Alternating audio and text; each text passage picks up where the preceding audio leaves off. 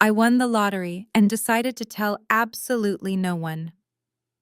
I walked into my parents' extravagant Thanksgiving dinner, wearing a faded sweater and asked for a lifeline as a test. Only one person offered me a hand, while the rest showed their true colors.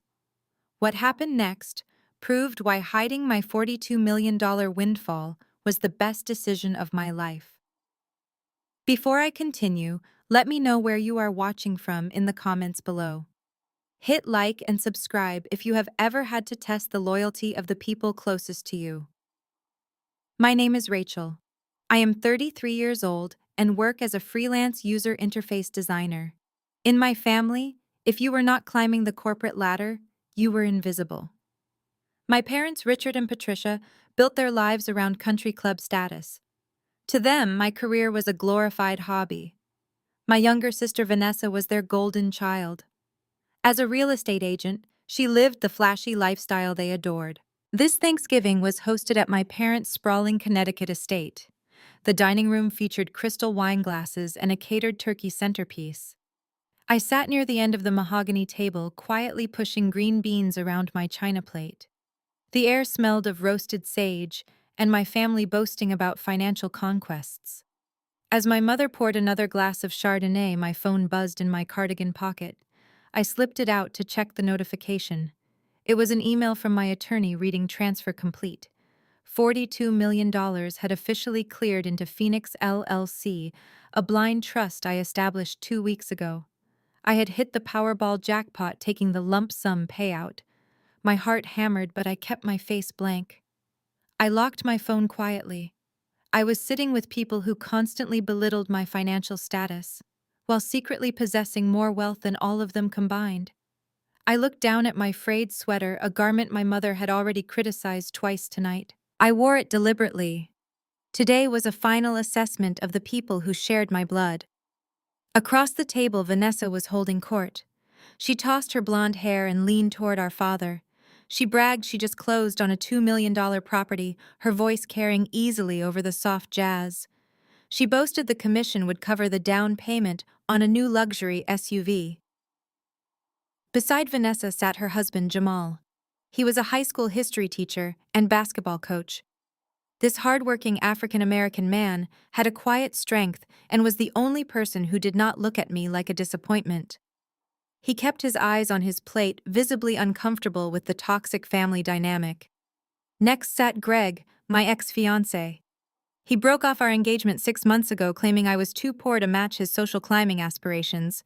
Now he was glued to Vanessa, desperate to stay in her wealthy circle. Greg chuckled, taking a sip of his drink. He told Vanessa she always had the winner instinct loud enough for me to hear. He added, some people are built for success while others scrape the bottom of the barrel. My father, Richard, beamed with pride, raising his expensive wine glass. He declared Vanessa was his girl and hard work always pays off. He let his cold eyes drift pointedly toward me. My mother, Patricia, patted Greg on the shoulder. She sighed that we cannot all be high achievers, looking at my faded sweater with distaste. She asked when I was going to get a steady job with benefits. She said I am 33 and it is embarrassing when friends ask what I do for a living. I looked around at the smug faces of my parents, my sister, and my ex-fiancé. I thought about the $42 million sitting safely in my accounts. I could have dropped the bomb right then and watched their jaws hit the floor.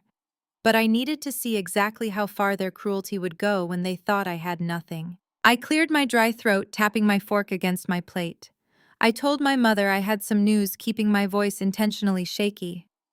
I put on my best performance and confessed I was in a bit of trouble. The table quieted down. Vanessa paused mid-sip, her eyes narrowing. My mother asked what kind of trouble, with her tone instantly defensive. I lied and said my landlord was selling my building, letting panic slip into my voice. I told them I received an eviction notice and had to be out by the end of the month.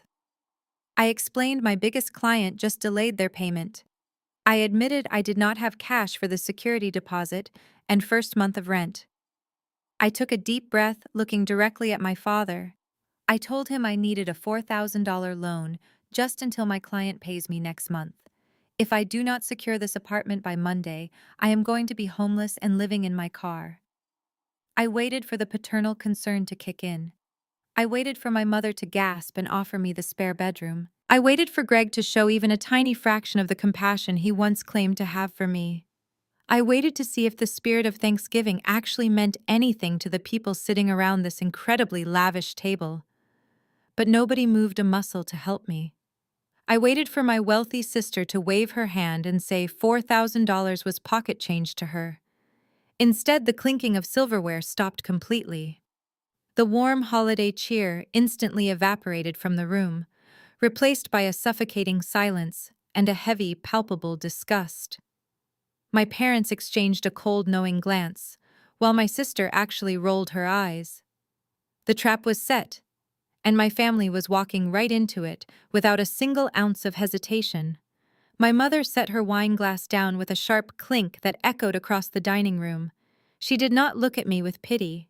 She looked at me like I was a stain on her expensive rug. $4,000, she repeated, her voice dripping with absolute disdain. You come into our home on a holiday wearing that atrocious sweater and ask for a handout. I am not asking for a handout, I said, keeping my tone perfectly even. I am asking for a temporary loan to secure a roof over my head. Patricia let out a harsh, humorless laugh. A loan implies you have the means to pay it back, Rachel. You are a freelancer. You play on your computer all day making buttons for websites no one cares about. That is not a career. That is a hobby you refuse to outgrow. Vanessa leaned forward, resting her chin on her manicured hands. Mom is right, Rachel. You are 33 years old. It is time to grow up and get a real job. I just closed a $2 million listing yesterday. Do you know how much effort that takes? It takes grit and real-world skills. You cannot just expect the family to bail you out because your little freelance gigs are drying up. Greg nodded in enthusiastic agreement, adjusting his designer tie.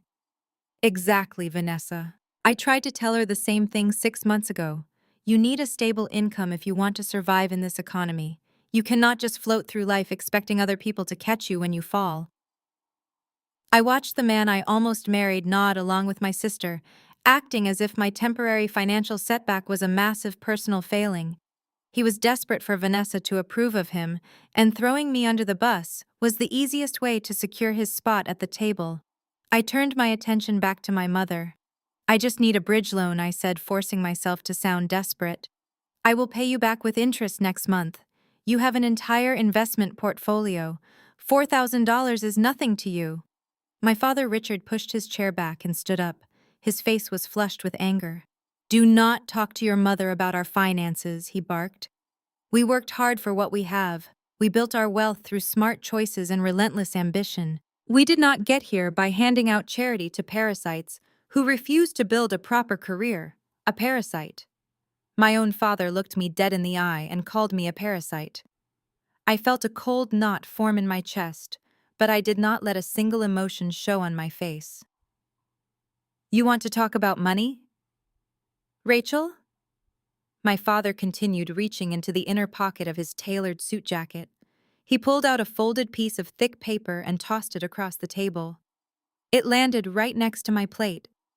Since you are so keen on discussing finances tonight, why do not you start contributing to this family instead of just taking from it? I picked up the paper and unfolded it.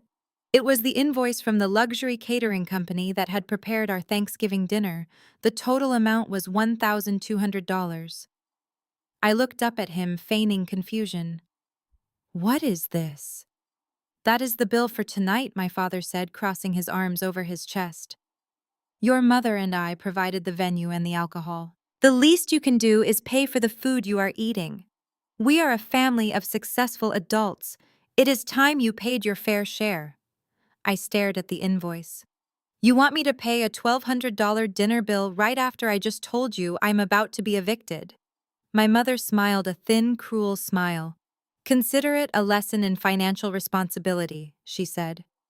You need to understand the value of a dollar, Rachel. Besides, Vanessa and Jamal are looking to upgrade to that new luxury SUV next month. They need to save their commission money for the down payment. It would be entirely unfair to ask them to chip in for dinner when they have real adult expenses to worry about. Vanessa smiled smugly at the mention of her new car. Sorry, sis, she said without a hint of actual sorrow. We are saving for the future. You know how it is. Or maybe you do not. I looked down at the invoice again. The catering company had thoughtfully included a credit card authorization form at the bottom. I reached into my purse and pulled out my wallet. I did not pull out the exclusive black card linked to my new blind trust. I pulled out my old battered debit card, the one that still had a few $1,000s of my hard-earned freelance money on it. You are serious? I asked, looking around the table one last time. You want me to pay this entire bill right now, knowing I might be living in my car next week? My father did not flinch. Actions have consequences, Rachel. Pay the bill or leave my house. I did not argue. I did not cry. I did not beg. I silently clicked my pen, writing down my credit card details and signing the $1,200 catering bill.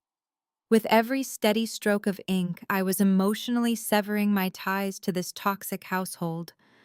I slid the leather folder back across the polished wood. Richard snatched it up immediately, checking to ensure my signature was actually there. A satisfied, cruel smirk spread across his face. I placed my hands quietly in my lap and kept my expression completely blank.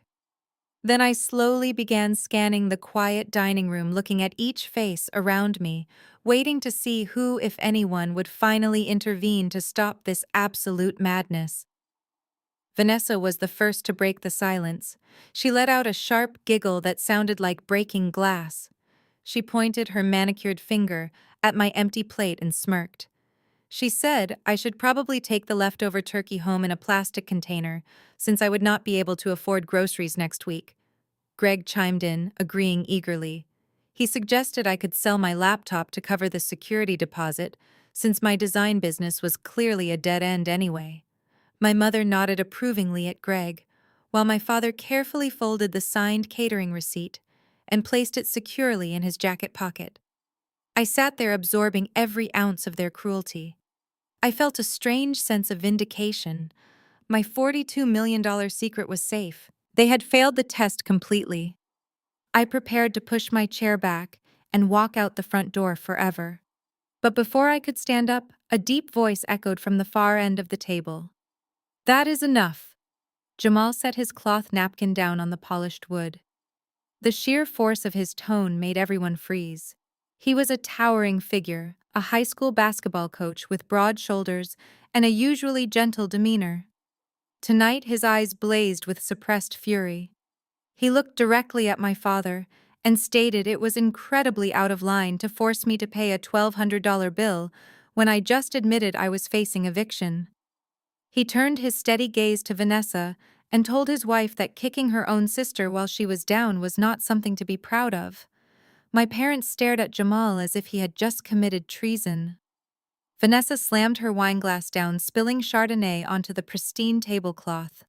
She glared at her husband, her face twisting into an ugly sneer. She ordered Jamal to shut his mouth immediately, reminding him that this was her family and he had no right to interfere. She pointed at his chest, delivering a verbal blow designed to emasculate him. She told him not to act like some wealthy savior when he brought home a pathetic teacher salary. She demanded he stay quiet and ordered him not to waste a single thought on charity cases like me. Jamal did not raise his voice. He simply stood up, his jaw clenched tight. He walked around the chairs, ignoring the collective glare of my parents and Greg. He stopped right behind me and placed a comforting hand on my shoulder. He quietly asked me to come out to the garage with him. Vanessa shouted after him, but he completely ignored her. I stood up and followed Jamal out of the suffocating dining room. The heavy door closed behind us, cutting off the toxic chatter. The garage was chilly, smelling of motor oil and luxury vehicles. Jamal walked over to his worn-out sedan. He opened the glove compartment and pulled out a small checkbook. He quickly scribbled something down with a blue pen, ripped the piece of paper from the booklet, and held it out to me. I looked down at the check. The amount was written clearly for $4,500. I gasped and shook my head, telling him I could not possibly take his money. I knew exactly what this was. This was his secret savings. He had been working grueling overtime hours running summer sports camps just to save up for a reliable used truck. He wanted a vehicle of his own so he would not have to beg Vanessa for a ride. Jamal gently grabbed my hand and pressed the check directly into my palm. He folded my fingers over the paper. He looked at me with an expression of profound understanding. He said he knew exactly what it was like to be constantly belittled by this family. He confessed they made him feel small every single day because of his race, his profession, and his bank account. He told me I had real talent, and he would not watch me lose my home. He insisted I take the money and buy some groceries. He smiled warmly and promised me I was not alone. I threw my arms around Jamal and hugged him tightly. I buried my face in his jacket, unable to hold back my tears any longer. I cried right there in the cold garage. I was not crying out of sadness or humiliation. I was crying out of overwhelming gratitude. Amidst a sea of greedy, superficial monsters, I had found one truly decent human being. I whispered a quiet thank you against his shoulder, promising him I would pay him back sooner than he could ever imagine. I pulled away, wiped my eyes, and walked straight to my car, without ever looking back at the house. I started the engine and drove out of the heavily gated neighborhood. The dark winding roads flashed by as I tightly gripped the steering wheel. My mind was racing with brilliant plans. I vowed to change Jamal and his life completely. I was going to use my blind trust to buy him the finest truck on the market. I was going to fund his high school basketball program for the next 20 years. He had proven his absolute loyalty, and he was going to be rewarded beyond his wildest dreams. The oppressive weight of my family had finally lifted off my chest. I felt invincible knowing I possessed the ultimate power to dictate my own future. I pulled up to a red stoplight and smiled at the glowing digital dashboard. Suddenly, the bright screen of my cell phone lit up the dark interior of my car. An urgent notification flashed across the locked screen. It was an automated alert from my primary banking application. The bold red text warned me of suspicious and extreme financial activity. My stomach instantly dropped to the floor as a terrifying credit alert vibrated aggressively against the center console. I grabbed my phone from the center console, my hands trembling so violently I could barely unlock the glossy screen. The blaring red text from my banking application demanded immediate attention. I swerved my car off the main road and slammed the gear shift into park under a flickering street lamp. I took a deep, calming breath and tapped the notification to open my primary financial dashboard. What I saw made the blood freeze completely in my veins. My previously flawless credit score had plummeted by nearly 200 points in a matter of days. I stared at the bright digits, completely paralyzed by confusion and rising panic. I had been incredibly careful with my freelance income for a decade, never missing a single payment or carrying a high balance. I quickly navigated to the detailed credit report section, my eyes rapidly scanning the recent inquiries. Someone had blatantly stolen my social security number. 3 brand new credit cards had been opened under my exact name and personal information without my consent or knowledge. This was a targeted and calculated attack on my livelihood, designed to utterly ruin my financial standing. I clicked on the transaction history for each of the fraudulent accounts. The balances were entirely maxed out, hitting their absolute limits with alarming speed. I scanned the list of unauthorized charges with horror. The criminal had clearly enjoyed a luxurious shopping spree over the last 72 hours. They purchased multiple pairs of red-bottom heels and custom handbags that cost more than my monthly rent. It made me sick to see my identity used to fund such an obscenely shallow lifestyle. Every single transaction felt like a personal violation. The first card showed an outstanding balance of $12,000 spent entirely at high-end designer boutiques and luxury shoe stores located downtown. The second card was drained to the tune of $8,000, featuring massive charges from 5-star restaurants, exclusive day spas, and incredibly expensive hair salons. The third card was the most devastating of all. Exactly $15,000 had been wired directly to an offshore online casino and a popular sports betting application. The grand total of this massive financial theft was precisely $35,000. I sat in my cold car, hyperventilating as I processed the sheer magnitude of the horrific crime. Whoever did this knew my personal details perfectly. They knew my full name, my exact birth date, my previous home addresses, and my guarded social security number. I wiped a cold sweat from my forehead, realizing this was definitely not the work of a random internet scammer operating overseas.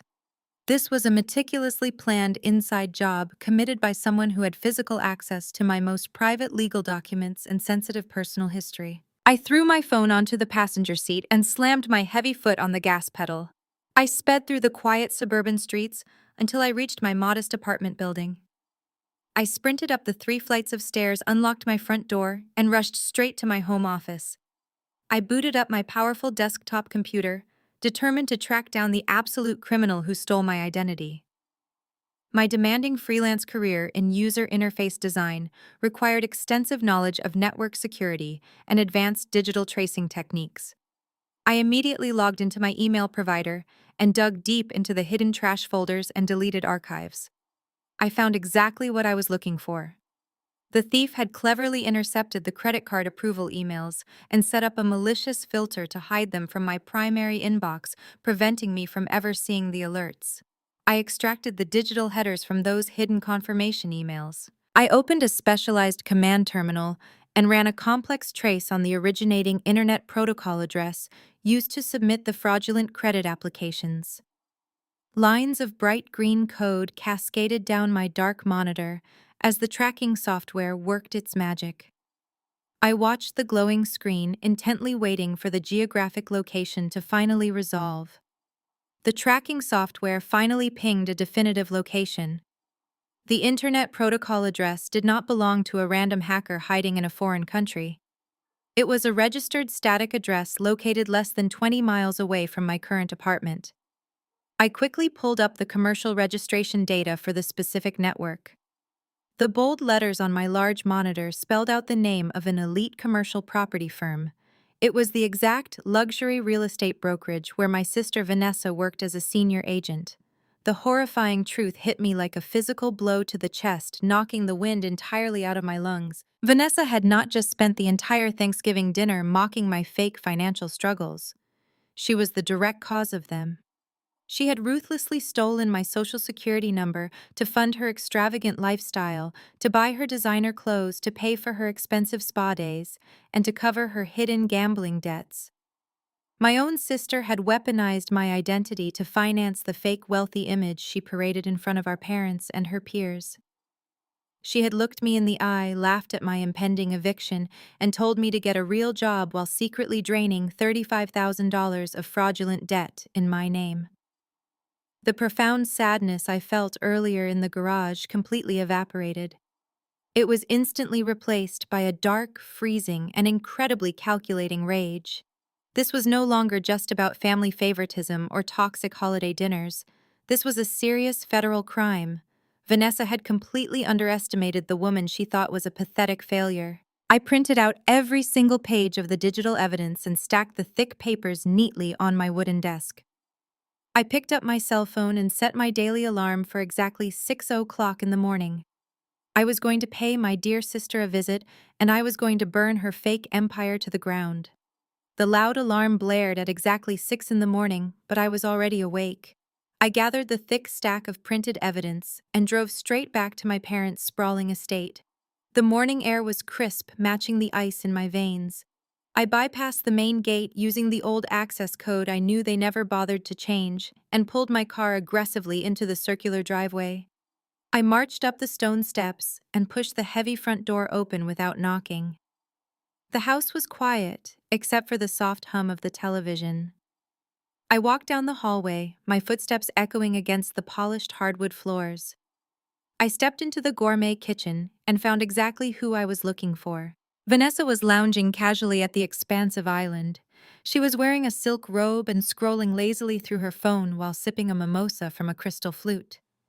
She looked completely relaxed, entirely unbothered by the fact that she had just committed federal wire fraud against her own sister. Vanessa glanced up from her phone and let out an annoyed sigh. She rolled her eyes and asked what I was doing here so early. She took another slow sip of her drink and told me the holiday was over and nobody was in the mood for my pathetic charity cases today. Instead, I walked straight up to the marble island and slammed the massive stack of printed bank statements, digital tracking logs, and credit reports down onto the pristine counter. The heavy thud made her crystal glass rattle dangerously. I looked her dead in the eye and asked her if she enjoyed her $35,000 shopping spree on my social security number. Vanessa froze completely. The smirk vanished from her face. She stared at the papers, her eyes darting frantically over the highlighted tracking data, the offshore casino transfers, and the luxury boutique receipts. I told her I traced the internet address directly to her real estate brokerage firm. I watched her manicured hands begin to shake as the reality of her massive mistake settled in. She had messed with the wrong designer. But Vanessa was a master manipulator. Instead of apologizing, she immediately deployed her ultimate defense mechanism. Her eyes welled up with large crocodile tears. Her bottom lip began to quiver uncontrollably. She let out a loud, dramatic sob and buried her face in her hands, weeping as if she were the victim of a vicious, unprovoked attack. The loud theatrical crying instantly summoned our parents. Patricia and Richard rushed into the kitchen, their faces tight with alarm. My mother immediately ran to Vanessa, wrapping her arms protectively around her golden child. She glared at me with absolute fury, demanding to know why I was terrorizing my sister in her own home. I stood my ground, pointing a firm finger at the undeniable evidence scattered across the marble island.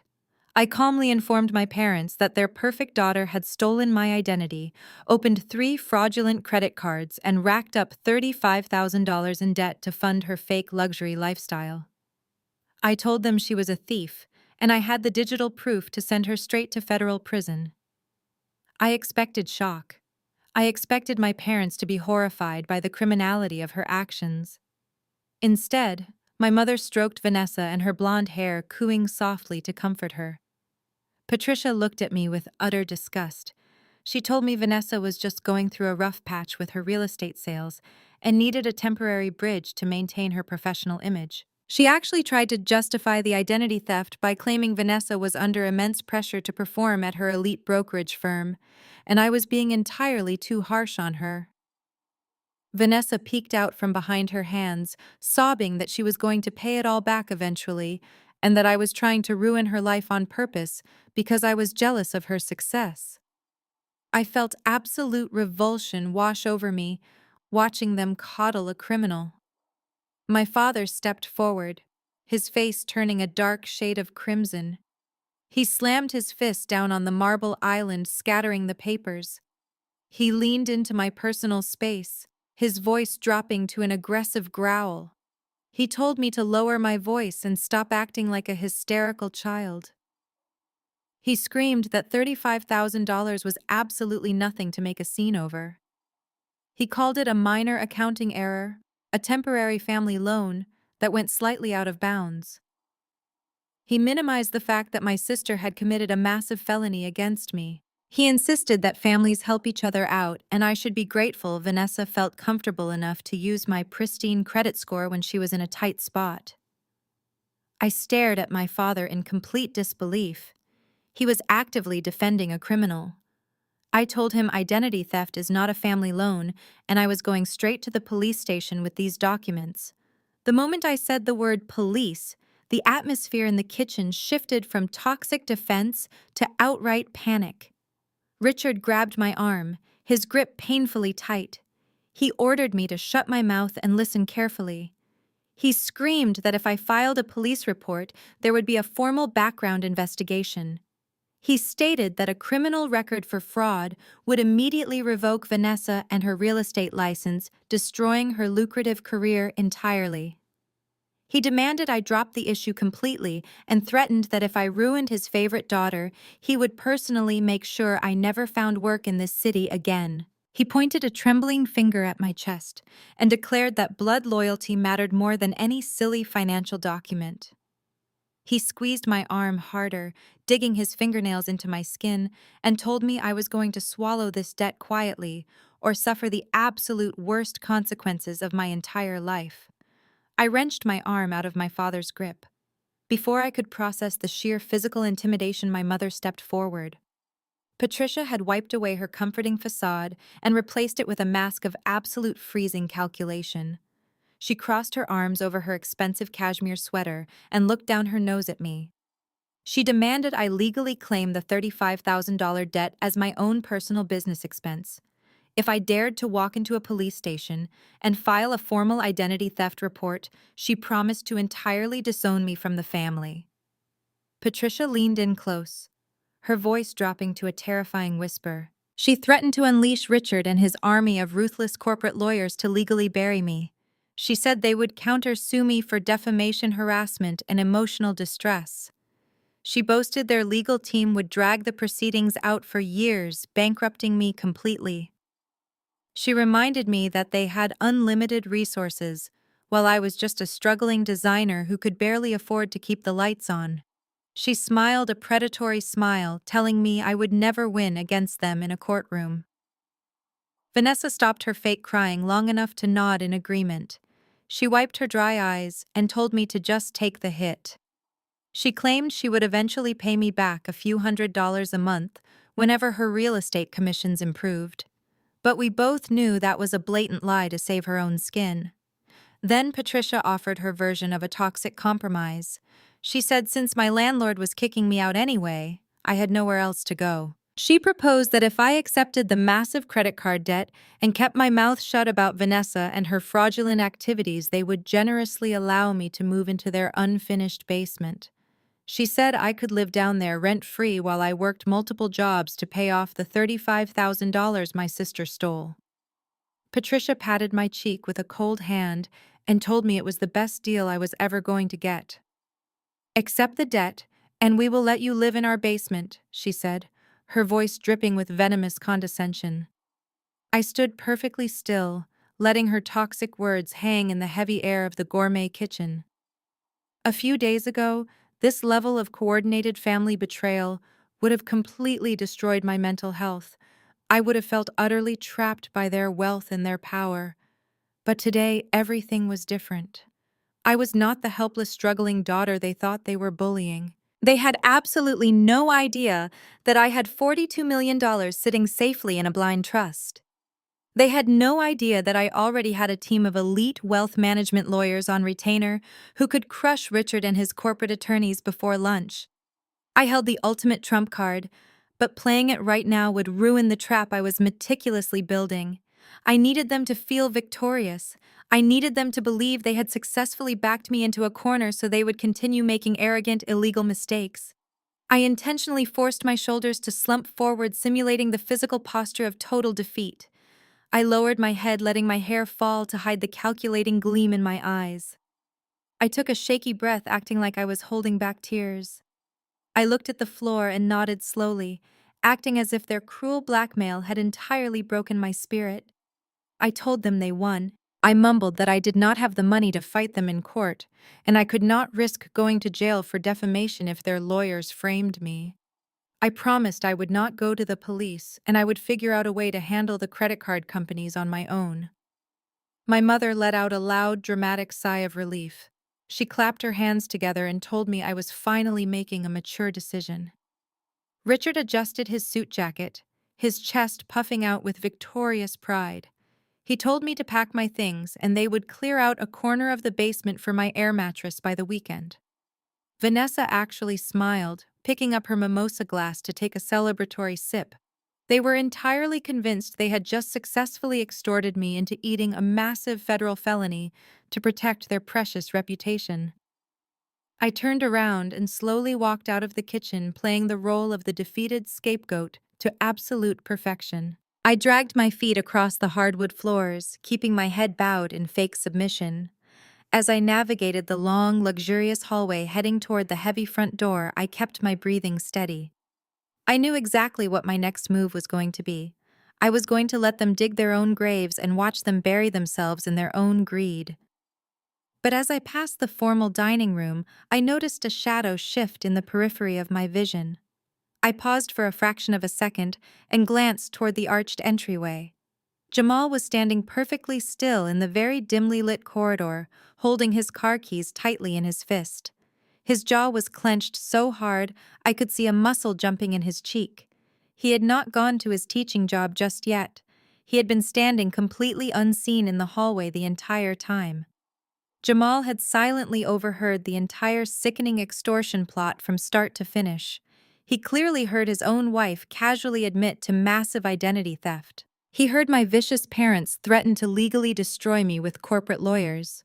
He heard their truly disgusting offer to hide me in a cold basement while I paid off his wife and her stolen debt. Jamal looked directly at me, his dark brown eyes filled with absolute horror and profound disgust at the monsters he had married into. I held Jamal's gaze for a fleeting second, acknowledging the silent solidarity between us, before I walked out the heavy oak front door and stepped into the crisp morning air. I climbed into my car and drove away, leaving the ticking time bomb of a husband behind me.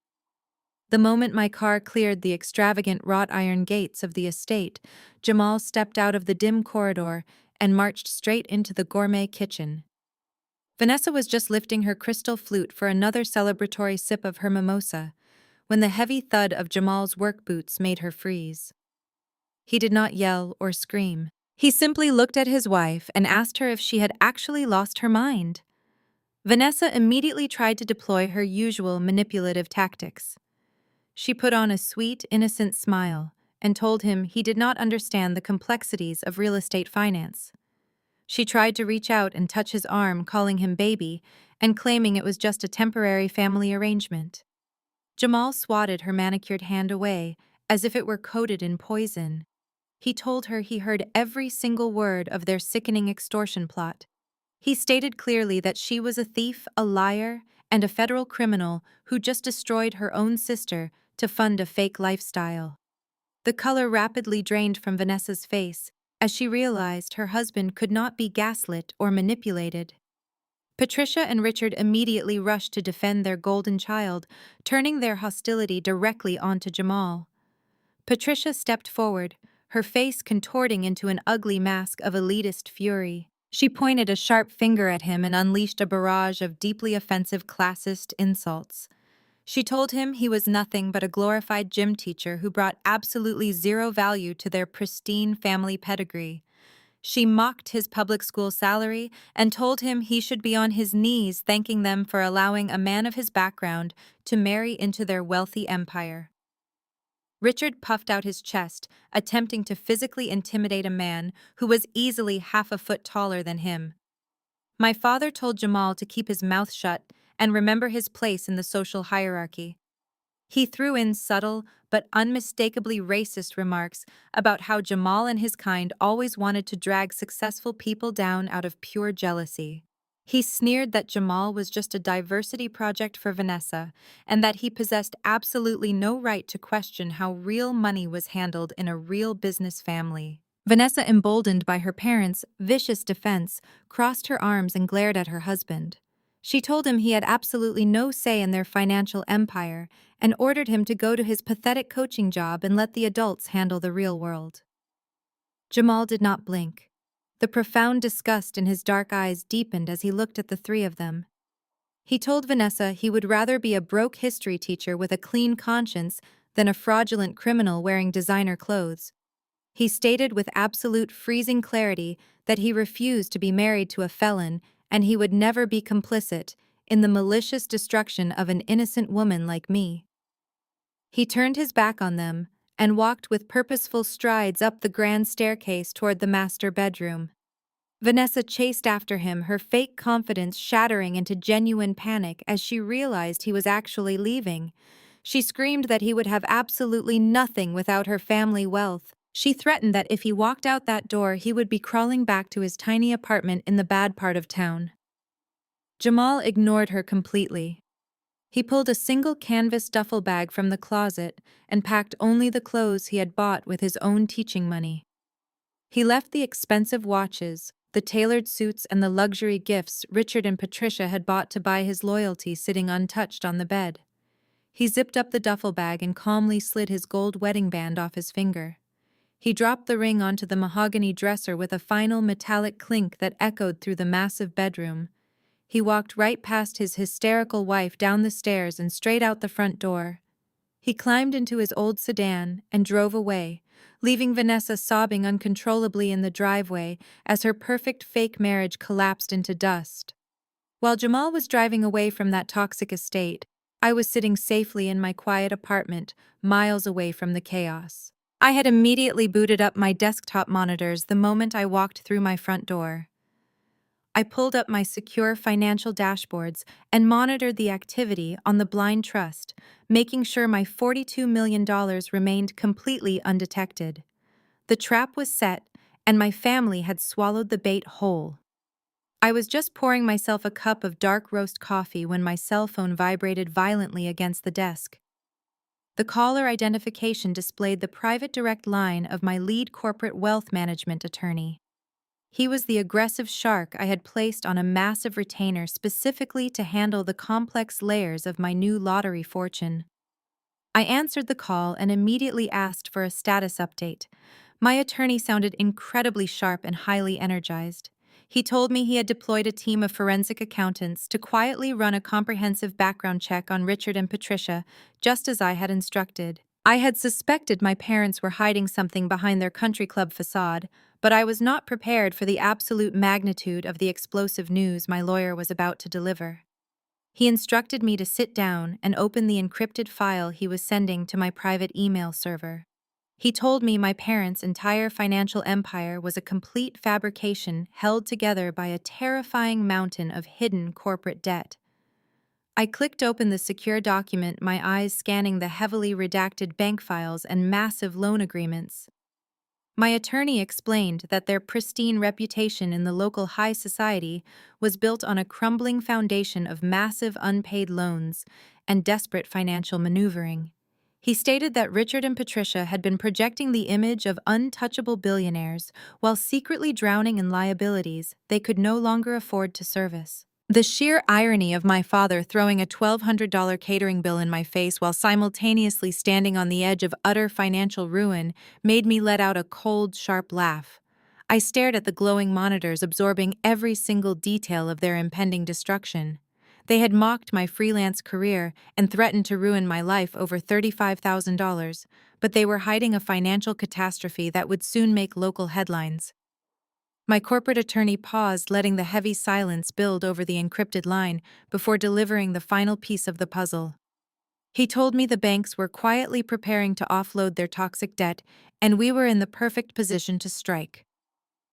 My attorney cleared his throat, bringing my attention back to the glowing monitors.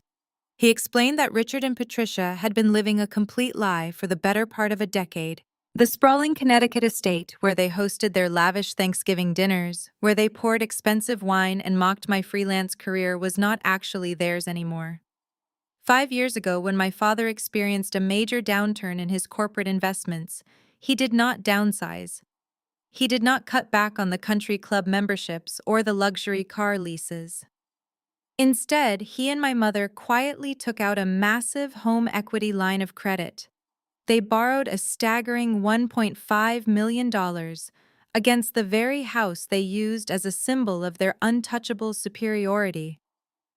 I listened intently as my lawyer broke down the horrifying details of their financial incompetence. They had treated that massive credit line like a personal slush fund.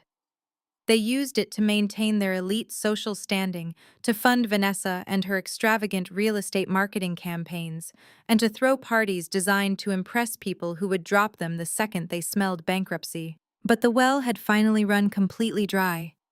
My attorney revealed that my parents had missed their last 4 consecutive monthly payments. The grace periods had expired. The late fees were compounding at a predatory rate. They were currently in active default, and the massive financial institution holding the note was losing patience rapidly. I leaned back in my ergonomic desk chair, letting out a long, slow breath. The sheer magnitude of their hypocrisy was almost difficult to comprehend. My mother had stood in her gourmet kitchen just hours ago threatening to bury me with corporate lawyers. She had offered to let me sleep on an air mattress in her basement, as if she were a benevolent queen taking pity on a peasant. But she did not even own that basement. The bank owned it. Every marble countertop, every crystal chandelier, every square inch of that heavily gated property belonged to a financial institution that was currently preparing to initiate foreclosure proceedings. They were broke. They were drowning in toxic debt and projecting their financial insecurities onto me, while Vanessa stole my identity to keep her own sinking ship afloat. My attorney continued explaining the intricate mechanics of high-level debt management. He stated that the bank holding the $1.5 million note was actually in a delicate position. Richard and Patricia were prominent figures in the local high society. Foreclosing on them directly would be a messy, highly publicized affair that the bank preferred to avoid. Large financial institutions routinely package and sell off non-performing loans to private equity firms or aggressive debt collection agencies at a slight discount just to clear their own balance sheets quickly and quietly. The bank had started shopping my parents' bad debt on the private market earlier this week. They were looking for a swift, silent buyer to take the toxic asset off their hands before the situation required a public auction on the courthouse steps. The silence in my apartment was absolute. I looked at the digital readout of my bank balance on the secondary monitor. $42 million sitting completely untouched in the secure accounts of Phoenix LLC. I had the power to change the trajectory of my entire family tree with a single phone call. I did not feel an ounce of pity. I felt cold, calculating clarity. I remembered the heavy thud of the catering bill hitting the dining room table. I remembered the smug smile on Vanessa and her face. I remembered my father calling me a parasite. I leaned into the microphone of my headset and gave my lead attorney his explicit instructions. I told him I did not want the bank to sell that debt to a random collection agency. I wanted to buy it myself. I instructed him to use Phoenix LLC, my anonymous corporate entity, to purchase the $1.5 million note in its entirety. I told him to contact the bank executives directly and offer them a premium cash buyout. I did not want to negotiate for a discount. I wanted to guarantee that Phoenix LLC acquired the exclusive legal rights to that specific debt portfolio by the end of the business day. I wanted the paperwork expedited, the digital signatures verified, and the transfer of the lien executed with absolute flawless precision. My lawyer did not question my motives. He was paid exceptionally well to execute my financial directives without hesitation. He confirmed he had the liquid capital ready to deploy and the corporate structures already in place to mask my identity completely. He assured me that Richard and Patricia would receive a standard automated notification from their original bank stating that their mortgage note had been sold to a private investment group. They would see the name Phoenix LLC on the certified letter, but they would have absolutely no way of knowing that the CEO and sole proprietor of that faceless corporate entity was the daughter they had just tried to extort. I told my attorney to execute the transaction immediately.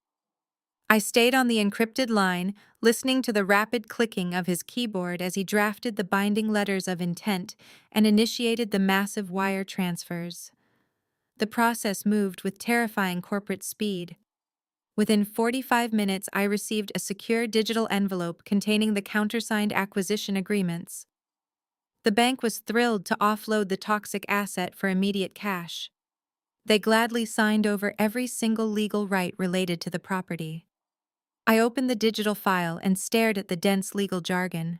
I scrolled down to the final page where the heavy red digital stamps confirmed the transfer of ownership. I printed the main deed document and held the warm paper in my hands. The feeling of absolute total control washed over me. I was no longer the struggling freelance designer begging for respect. I was officially the primary creditor. I was the sole legal lien holder of their sprawling estate. I owned the walls, the roof, the marble kitchen, and the basement they tried to lock me in. I held their entire fraudulent empire in the palm of my hand and those arrogant, cruel monsters had absolutely no idea. I folded the certified corporate documents and locked them securely inside my fireproof digital safe. While I was silently securing my absolute legal control over my parents' sprawling estate, Vanessa was rapidly losing complete control of her own fragile reality. Jamal had actually followed through on his promise with brutal efficiency. He walked out of that toxic mansion and completely severed his financial ties to his manipulative wife. He immediately canceled their joint checking accounts and removed his name from her luxury auto lease. The $35,000 she stole using my social security number was entirely maxed out, and I had already initiated a quiet security freeze on my end to prevent any further damage. Her incoming real estate commissions were entirely non-existent because she spent significantly more time taking glamorous selfies at open houses than actually selling properties. The heavy walls of her fake luxury lifestyle were closing in incredibly fast. She needed a massive influx of cash to keep up appearances and replace the steady, reliable income Jamal took with him when he drove away. Desperation breeds incredibly ugly alliances.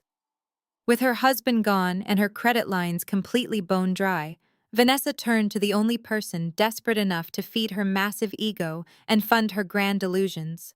She turned to Greg.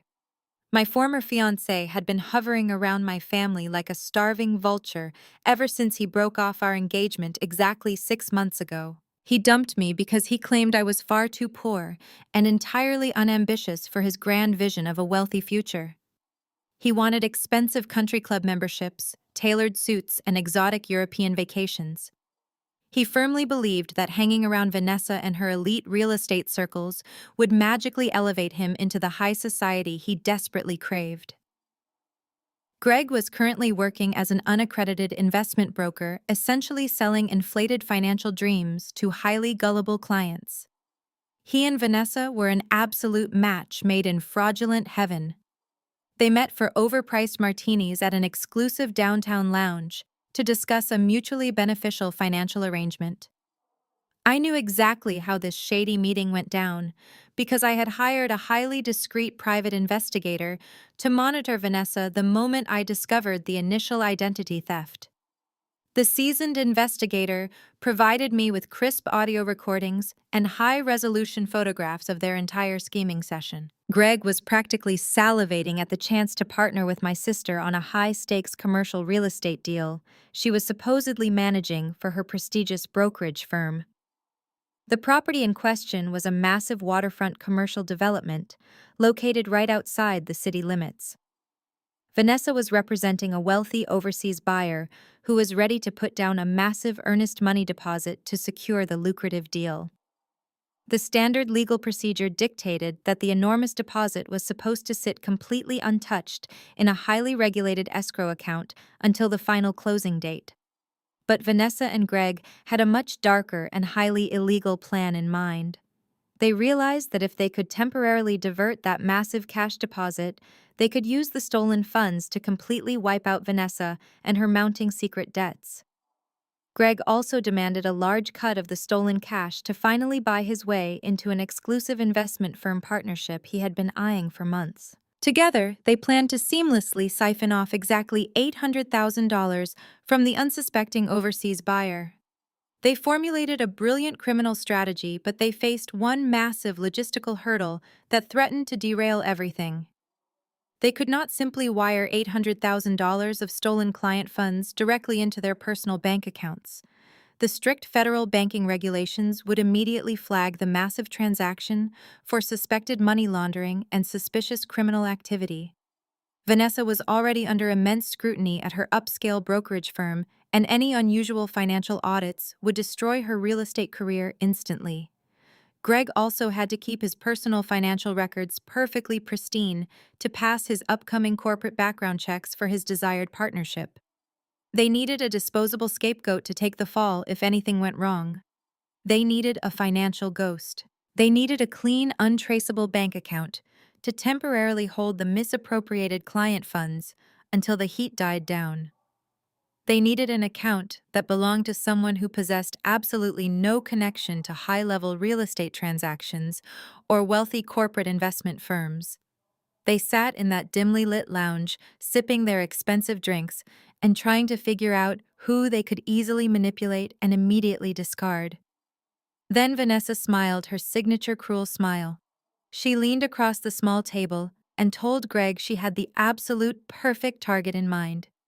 She proposed they use her pathetic freelance designer sister to launder the stolen money. Vanessa explained her twisted criminal logic to Greg with terrifying ease. She told him I was completely clueless about corporate finance and massive wire transfers. She reasoned that, as a freelance digital designer, my business accounts naturally received random payments from various corporate entities. A sudden influx of cash masked, as a corporate design retainer would barely raise an eyebrow if structured correctly. She confidently assured Greg that I was so terrified of our parents throwing me out onto the street that I would blindly follow any banking instructions she gave me just to stay in their good graces. Greg laughed loudly and readily agreed to the malicious plan without a single second thought. He joked cruelly about how naive and desperate I always was during our relationship. He felt absolutely no remorse about turning his former fiancée into an unwitting and foolish accomplice to massive federal wire fraud. They clinked their martini glasses together, sealing a dirty criminal alliance that would ultimately become their absolute ruin. They thought they had found the perfect gullible victim to temporarily hold and launder their stolen escrow funds. They had no idea they were handing me the exact federal weapon I needed to legally destroy them both. Less than 24 hours after my private investigator captured their shady lounge meeting, my cell phone buzzed loudly on my desk. The caller identification displayed Vanessa and her name in bright letters. I let the phone ring 3 times to build her anxiety before finally swiping the screen to answer. I kept my voice intentionally soft and meek, playing the exact role of the terrified younger sister she expected me to be.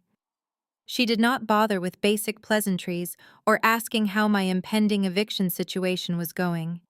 Her voice was clipped fast and highly erratic, trying to project an air of absolute authority to mask her underlying panic.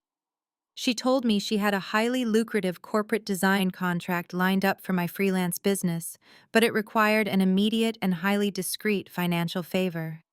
She spun a frantic web of desperate lies, claiming her elite real estate brokerage firm was experiencing an unexpected internal server audit. She insisted they needed to temporarily park a massive client deposit in an external vendor account to avoid a catastrophic tax penalty. Vanessa spoke rapidly, attempting to overwhelm me with complex real estate jargon and banking terminology. She casually dropped the figure like it was pocket change, stating she needed my freelance business account to hold exactly $800,000 for just 48 hours. I intentionally gasped, making sure she heard my sharp intake of breath over the cellular connection. I stammered and told her that amount of money was terrifying, and my small local credit union might immediately freeze my business account for suspicious activity. I played the hesitant victim perfectly, asking her why she could not simply use our parents' massive investment accounts to hold the funds. That innocent question made her snap entirely. She barked that our parents were currently restructuring their own massive portfolios and could not be bothered with her temporary escrow glitch. When my fake hesitation continued, Vanessa immediately resorted to her favorite weapon. She ruthlessly threatened me. She reminded me of the $35,000 in fraudulent credit card debt she had just pinned on my social security number. Her voice dropped to a vicious, cruel whisper as she promised that if I did not cooperate and hold this escrow money, she would call her aggressive debt collection contacts and ruin my life before the day ended. She added that Greg was sitting right next to her in his office, and he fully agreed that I owed them this massive favor after being such a colossal disappointment during our past relationship. She had absolutely no idea that mentioning Greg only fueled the roaring fire of my calculating rage. I let out a fake, shaky sigh and told her I would do it. I agreed to accept the $800,000 wire transfer into my business account. I could practically hear the smug, victorious smirk spreading across her face. She demanded my banking details immediately, ordering me to read off my account number and routing information so Greg could initiate the corporate transfer from the overseas buyer and their holding company. I opened my encrypted laptop file and read the numbers aloud. I spoke slowly and clearly, ensuring she copied every single digit perfectly. But the routing number I provided did not belong to my modest local bank. It did not belong to any standard commercial institution accessible to the general public. I gave her the precise encrypted routing details for a highly secure corporate holding account managed exclusively by my elite wealth management legal team. It was a specialized financial trap designed specifically by federal investigators to monitor and instantly flag massive illicit transactions. The moment I disconnected the call, I immediately dialed my lead corporate attorney. I informed him that the bait had been successfully taken and the wire transfer was officially in motion. My lawyer was sitting in a secure downtown conference room alongside two specialized federal financial investigators who had been quietly building a massive corporate fraud file on Greg and his unaccredited brokerage schemes. They pulled up the live monitoring dashboard for the trap account. The federal agents required a flawless, unbroken chain of custody to prove definitive criminal intent in a court of law. Vanessa and Greg were not just transferring money between family members. They were actively hacking into a secured commercial escrow fund and forcefully diverting those protected real estate assets across state lines into what they falsely believed was an unprotected civilian account. I sat in my home office staring at my secondary monitor, waiting for the digital strike. The tension in my apartment was absolutely suffocating. 10 minutes passed agonizingly slow, then 20 minutes. The silence was broken only by the rhythmic hum of my computer tower. I knew that authorizing a wire transfer of that magnitude required multiple levels of digital signatures and bypassed security protocols. Vanessa was undoubtedly abusing her senior agent credentials at her brokerage firm to force the transaction through the corporate firewall. Greg was likely feeding her the fraudulent authorization codes to mask the true destination. 45 minutes after our phone call, my attorney spoke softly over the encrypted line. He told me to watch my screen closely. The dark dashboard suddenly flashed bright green. A pending incoming wire transfer appeared on the encrypted ledger. The origin traced back to a compromised commercial escrow account linked directly to Vanessa and her prestigious firm. The destination was my monitored trap account. The exact amount read $800,000. I held my breath as the status indicator spun in a continuous digital circle. The federal banking system was running its mandatory verification checks. If Vanessa had made a single typographical error, the money would bounce back and the trap would fail entirely. But she was driven by pure, unadulterated greed and absolute desperation. The spinning circle vanished. The word cleared stamped itself across the digital ledger in bold, undeniable lettering. My attorney let out a sharp breath of victory, confirming that the federal agents had just secured the final piece of irrefutable evidence. The funds were locked securely in the federal trap. Vanessa and Greg had officially committed massive federal wire fraud and blatant escrow theft, sealing their own absolute doom. Their reckless greed had finally handed me the undisputed power to dismantle their entire lives. Exactly 2 weeks passed since the federal wire transfer cleared the trap account. The grand ballroom of the highly exclusive Pine Valley Country Club was bathed in the warm golden glow of cascading crystal chandeliers. Richard and Patricia were hosting their 40th wedding anniversary gala.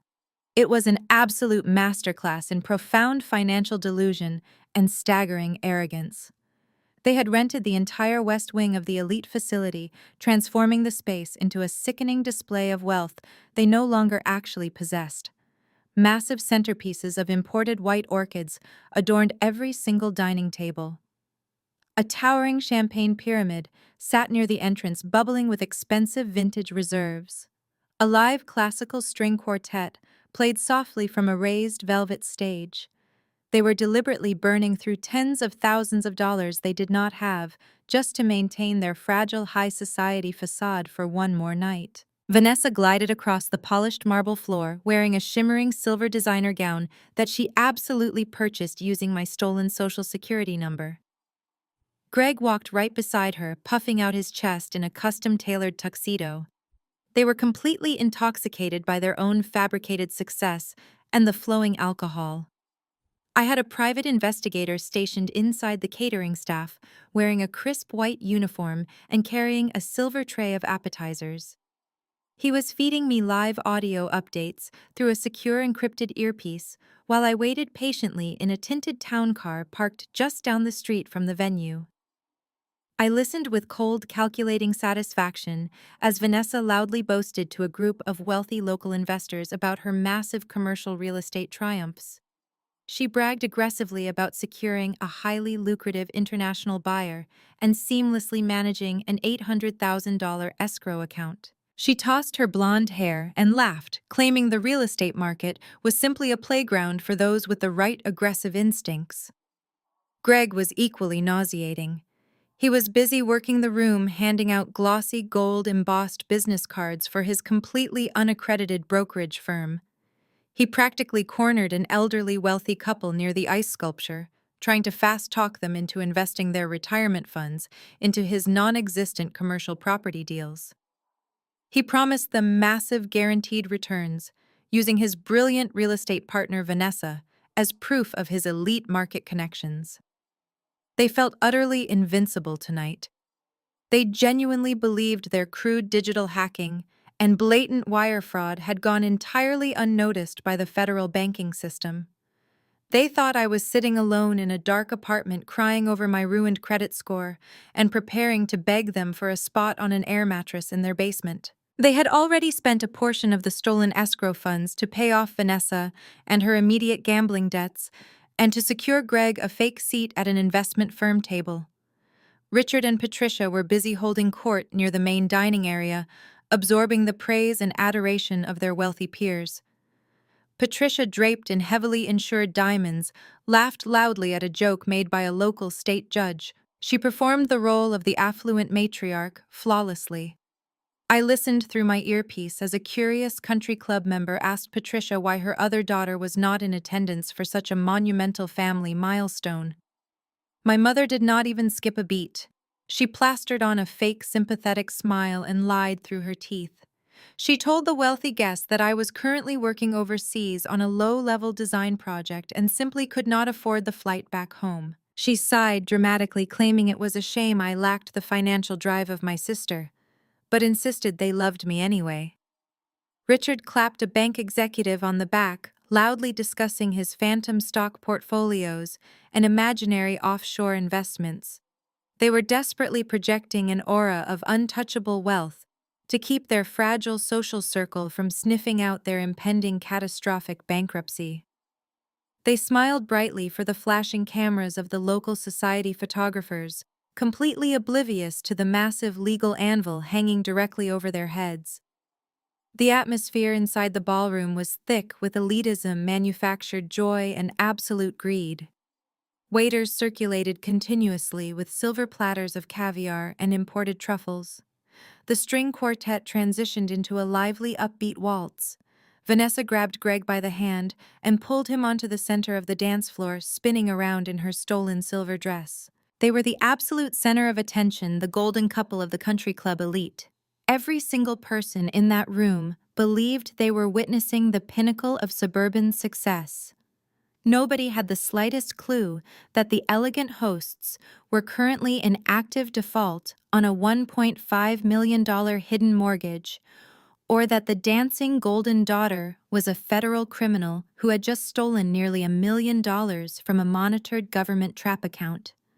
But outside the pristine country club, a very different kind of procession was quietly arriving. A fleet of sleek black government vehicles rolled silently up the sweeping circular driveway. Their headlights were completely cut, and their heavy engines purred menacingly in the cool evening air. I stepped out of my town car feeling the crisp night wind against my face. I adjusted the cuffs of my pristine, custom-tailored suit. I was flanked immediately by my lead corporate wealth management attorney and a tactical team of 3 heavily armed federal financial agents. We walked briskly and purposefully up the wide stone steps of the country club, our shoes clicking in perfect unison against the concrete. Inside the grand ballroom, the classical music continued to play its cheerful tune. The champagne continued to flow freely into crystal glasses. But a sudden strange ripple of unease began to sweep rapidly through the wealthy crowd near the entrance. Guests standing near the back of the hall stopped talking mid-sentence, their champagne flutes frozen in mid-air. Whispers rapidly circulated around the room, passing from table to table like wildfire, as the heavy oak doors of the grand ballroom were suddenly and forcefully pulled shut. The loud, definitive click of heavy metal deadbolts engaging echoed sharply over the classical music as the doors were locked from the outside by men in dark suits. The heavy metallic click of the deadbolts was entirely lost on Vanessa. She was far too intoxicated by her own perceived brilliance and the flowing champagne to notice the sudden wave of anxiety rippling through the back of the room. She tapped a silver dessert spoon against her crystal flute. The sharp ringing sound cut through the classical music and demanded the immediate attention of every wealthy guest in the grand ballroom. The string quartet lowered their instruments as Vanessa confidently strode up the carpeted steps of the raised velvet stage. She grabbed the microphone from its chrome stand and beamed at the sea of designer gowns and expensive tuxedos. Greg stood right below the stage, gazing up at her with an absurd look of unearned victory. My parents, Richard and Patricia, moved to the center of the dance floor holding their glasses high, ready to soak in the public adoration of their golden child. Vanessa cleared her throat and began her toast with a sickeningly sweet tone. She thanked the elite country club members for gathering to celebrate 40 years of her parents' absolute perfection. She praised Richard and Patricia for building a flawless financial empire and teaching her the ruthless value of hard work and high society connections. She leaned into the microphone and boasted that the apple truly does not fall far from the tree. She bragged about her latest commercial real estate triumphs and proudly introduced Greg to the crowd as her brilliant new investment partner. The room offered polite applause, but the unease near the locked doors was rapidly spreading inward. Guests were exchanging nervous glances, checking their phones, and noticing the complete absence of the catering staff who had seemingly vanished into thin air. Vanessa, completely oblivious to the shifting atmosphere, decided this was the perfect moment to deliver her ultimate punchline. She could not resist the overwhelming urge to publicly elevate herself by stepping directly on my neck. She smiled a predatory smile and told the crowd that true success is a genetic trait, but unfortunately, it sometimes skips a generation. She let out a sharp, cruel laugh and told the high society audience that they should all raise a glass to her deadbeat sister Rachel. She mocked me openly, claiming I was currently hiding in a damp, unfinished basement, completely terrified of the real world, while the actual adults were out closing million-dollar deals and celebrating life. She joked that some people are simply born to be pathetic bottom feeders, and it was her cross to bear having a freelance failure dragging down their pristine family name. Patricia chuckled loudly from the dance floor, nodding in vigorous agreement. Richard patted Greg on the shoulder, both men grinning at my fabricated misery. Vanessa raised her champagne flute high into the air, preparing to deliver her final triumphant cheer. She never got the chance to finish her sentence. The heavy oak doors of the grand ballroom did not just open. They were violently shoved apart with such immense force that the heavy brass handles slammed against the interior plaster walls. The booming crash echoed like a gunshot across the cavernous room. Vanessa dropped her microphone. It hit the wooden stage with a deafening screech of audio feedback that made several guests cover their ears in physical pain. Every single head in the room snapped toward the entrance. I walked through the shattered threshold of their fake high society empire. I was not wearing the faded oversized sweater they loved to mock. I was not keeping my head bowed in fake submission. I was wearing a pristine, custom-tailored midnight blue Tom Ford suit that cost more than Vanessa and her stolen car down payment. My posture was perfectly straight, my expression absolutely merciless.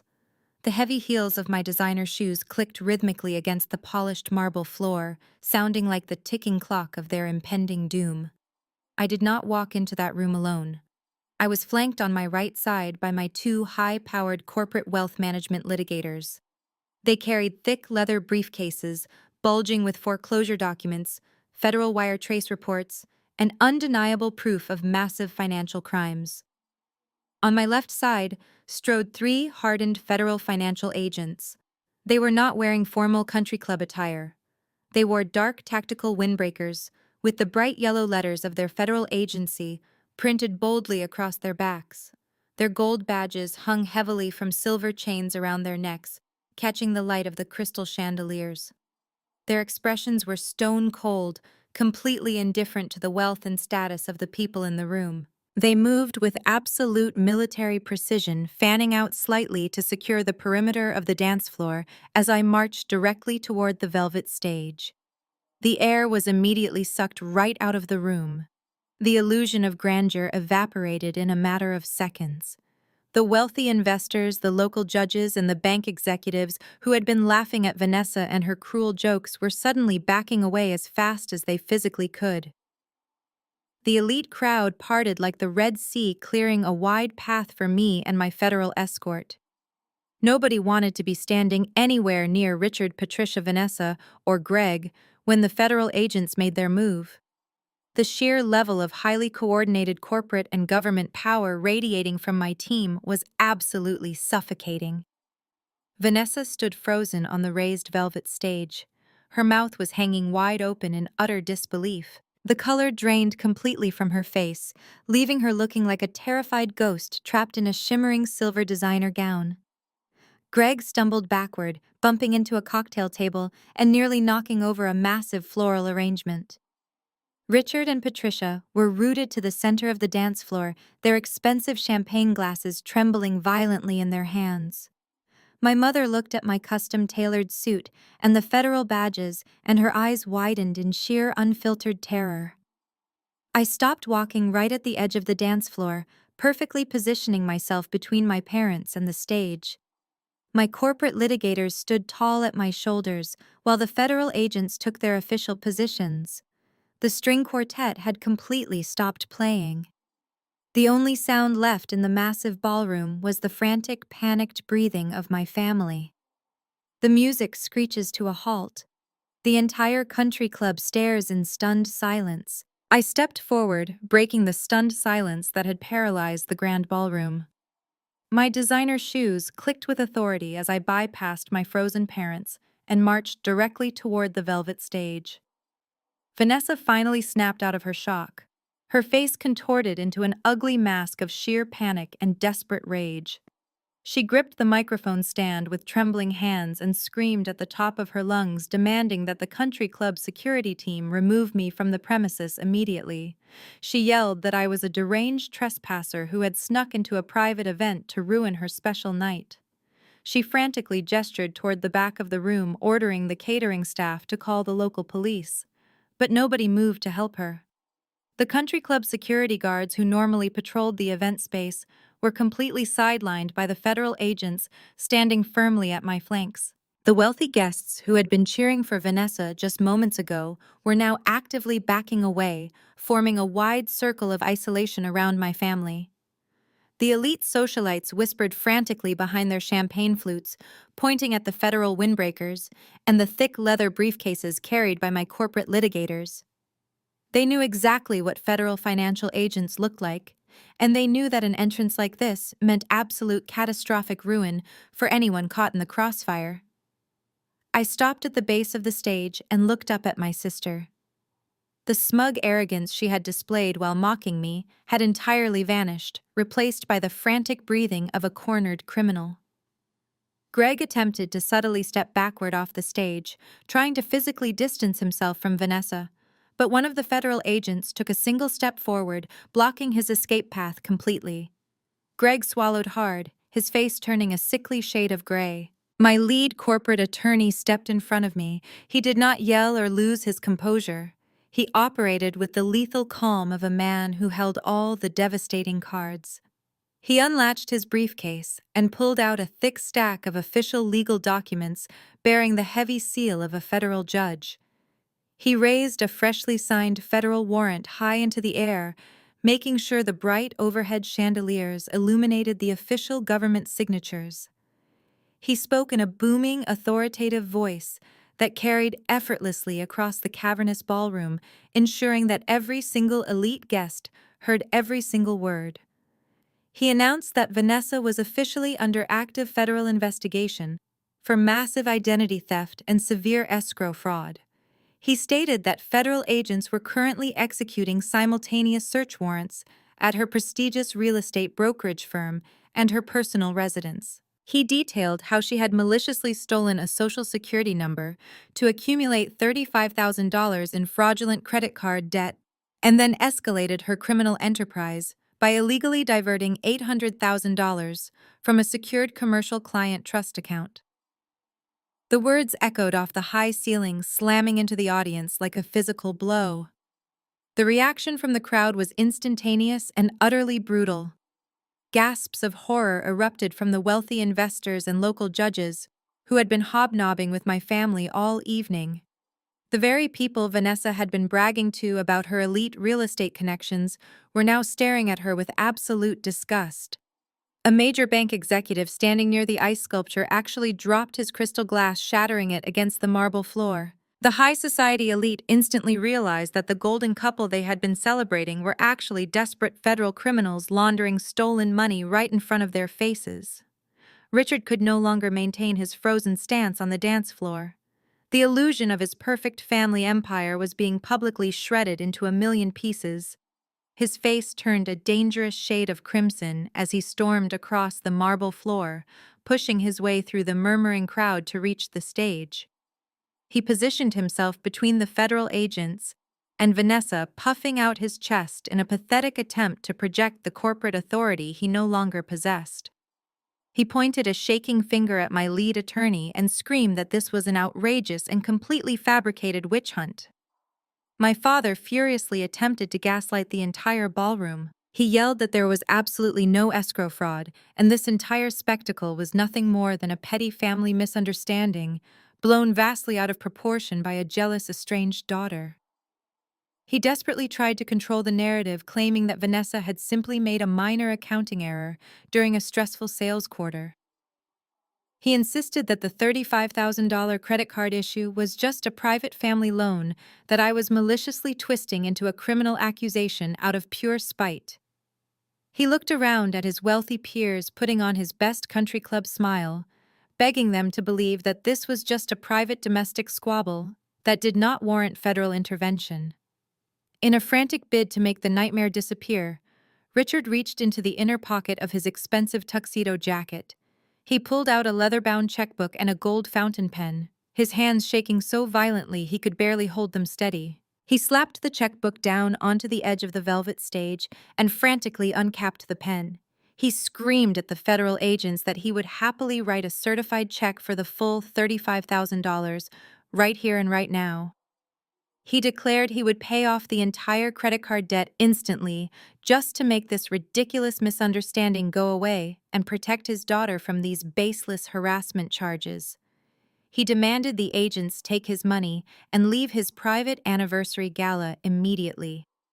I watched my father desperately trying to buy his way out of a federal felony, using the very same arrogant tactics he had used to blackmail me in his gourmet kitchen 2 weeks ago.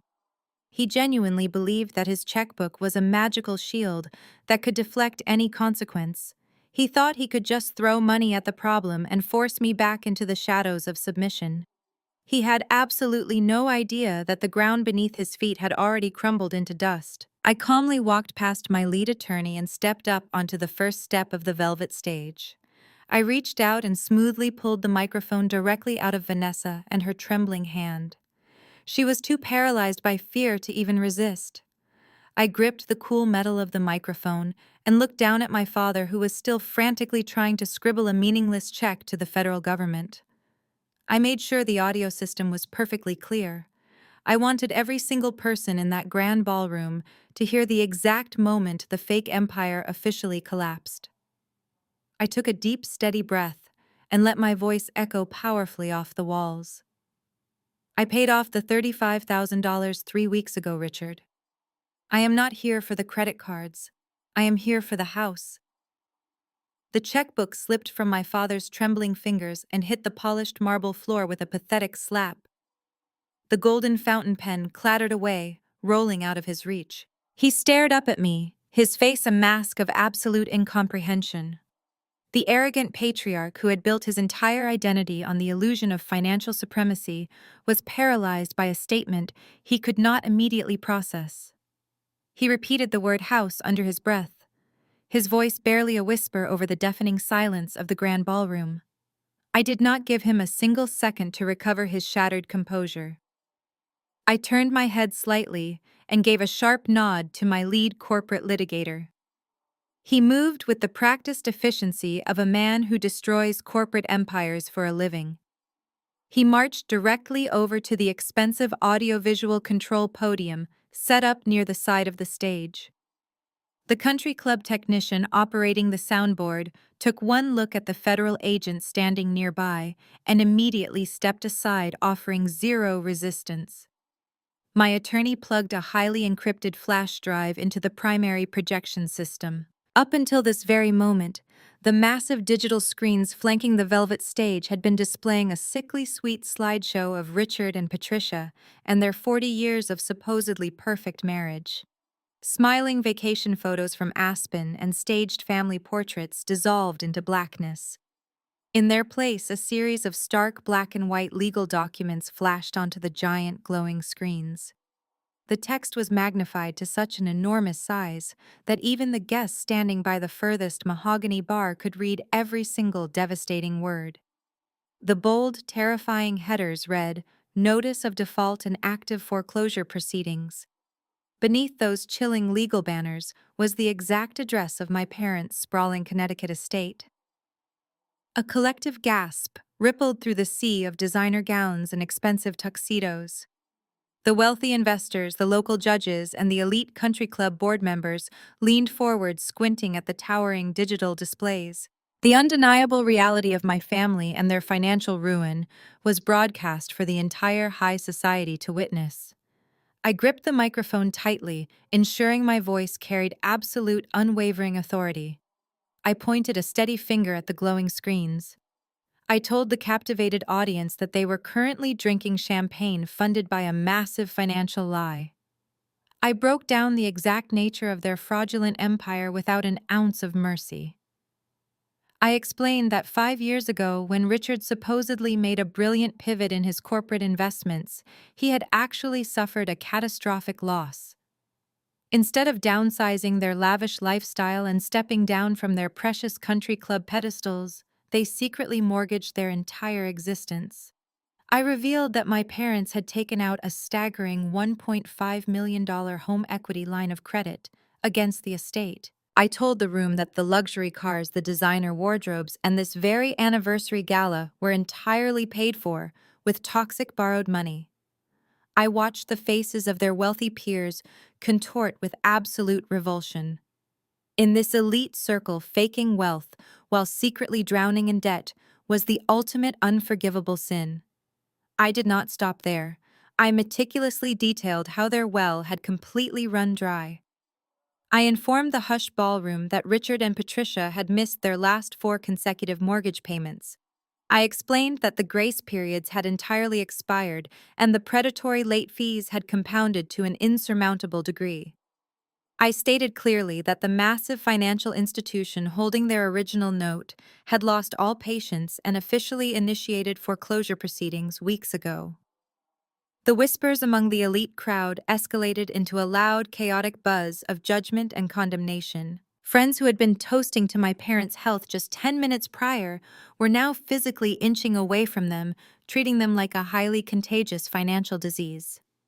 The prominent bank executive who had dropped his glass earlier was now furiously typing on his cell phone, likely alerting his own firm to sever any remaining ties with my father.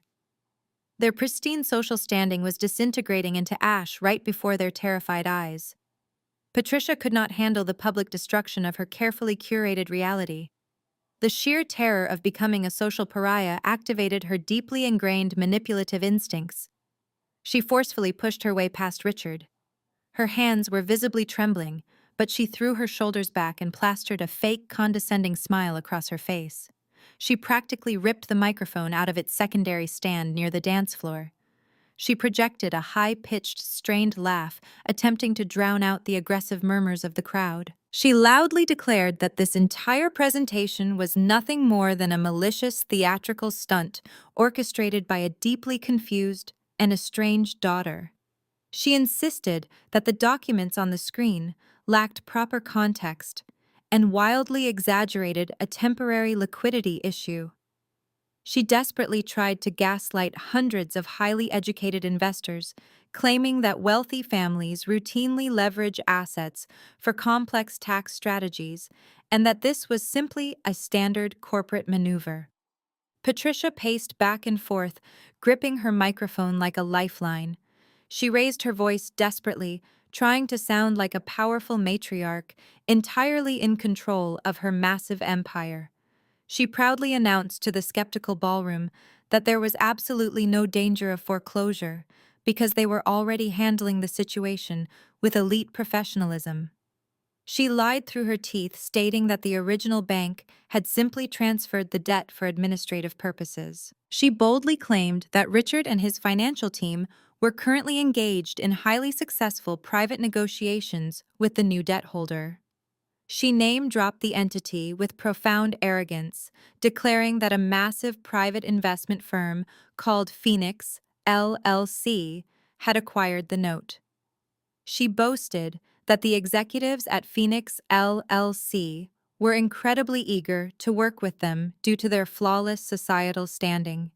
She promised the crowd that a completely favorable restructuring deal with Phoenix, LLC, was virtually guaranteed by Monday morning.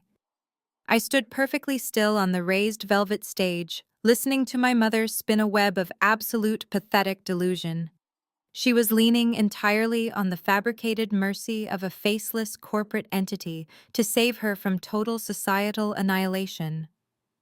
The sheer audacity of her lies was staggering, but it was exactly the fatal mistake I had been patiently waiting for her to make. She had just publicly staked the last remaining shred of her reputation on the supposed goodwill of Phoenix LLC. I lowered my microphone for a brief moment and let out a cold, merciless laugh that cut sharply through the heavy tension of the grand ballroom. The chilling sound made Patricia freeze mid-sentence, her fake smile faltering instantly. I reached into the breast pocket of my custom-tailored suit jacket. I slowly withdrew a thick, formally embossed folder containing the highest level of absolute corporate authority. I held the heavy corporate charter documents high into the air, letting the bright chandelier light catch the gold foil seals. I brought the microphone back to my lips and looked directly into my mother's terrified eyes. My voice was dangerously calm, completely devoid of the hesitation she had conditioned into me since childhood. There are no negotiations, Patricia. I let the statement hang in the dead air of the ballroom before delivering the final fatal blow. Because I am the chief executive officer and the sole proprietor of Phoenix LLC. The microphone feedback echoed slightly, but the words landed with the destructive force of a localized earthquake. Patricia dropped her microphone. It clattered against the polished dance floor, rolling away as her knees buckled. Richard caught her by the arm, but he looked as though he had just been physically struck by a freight train. His mouth opened and closed silently, unable to form a single coherent syllable of defense.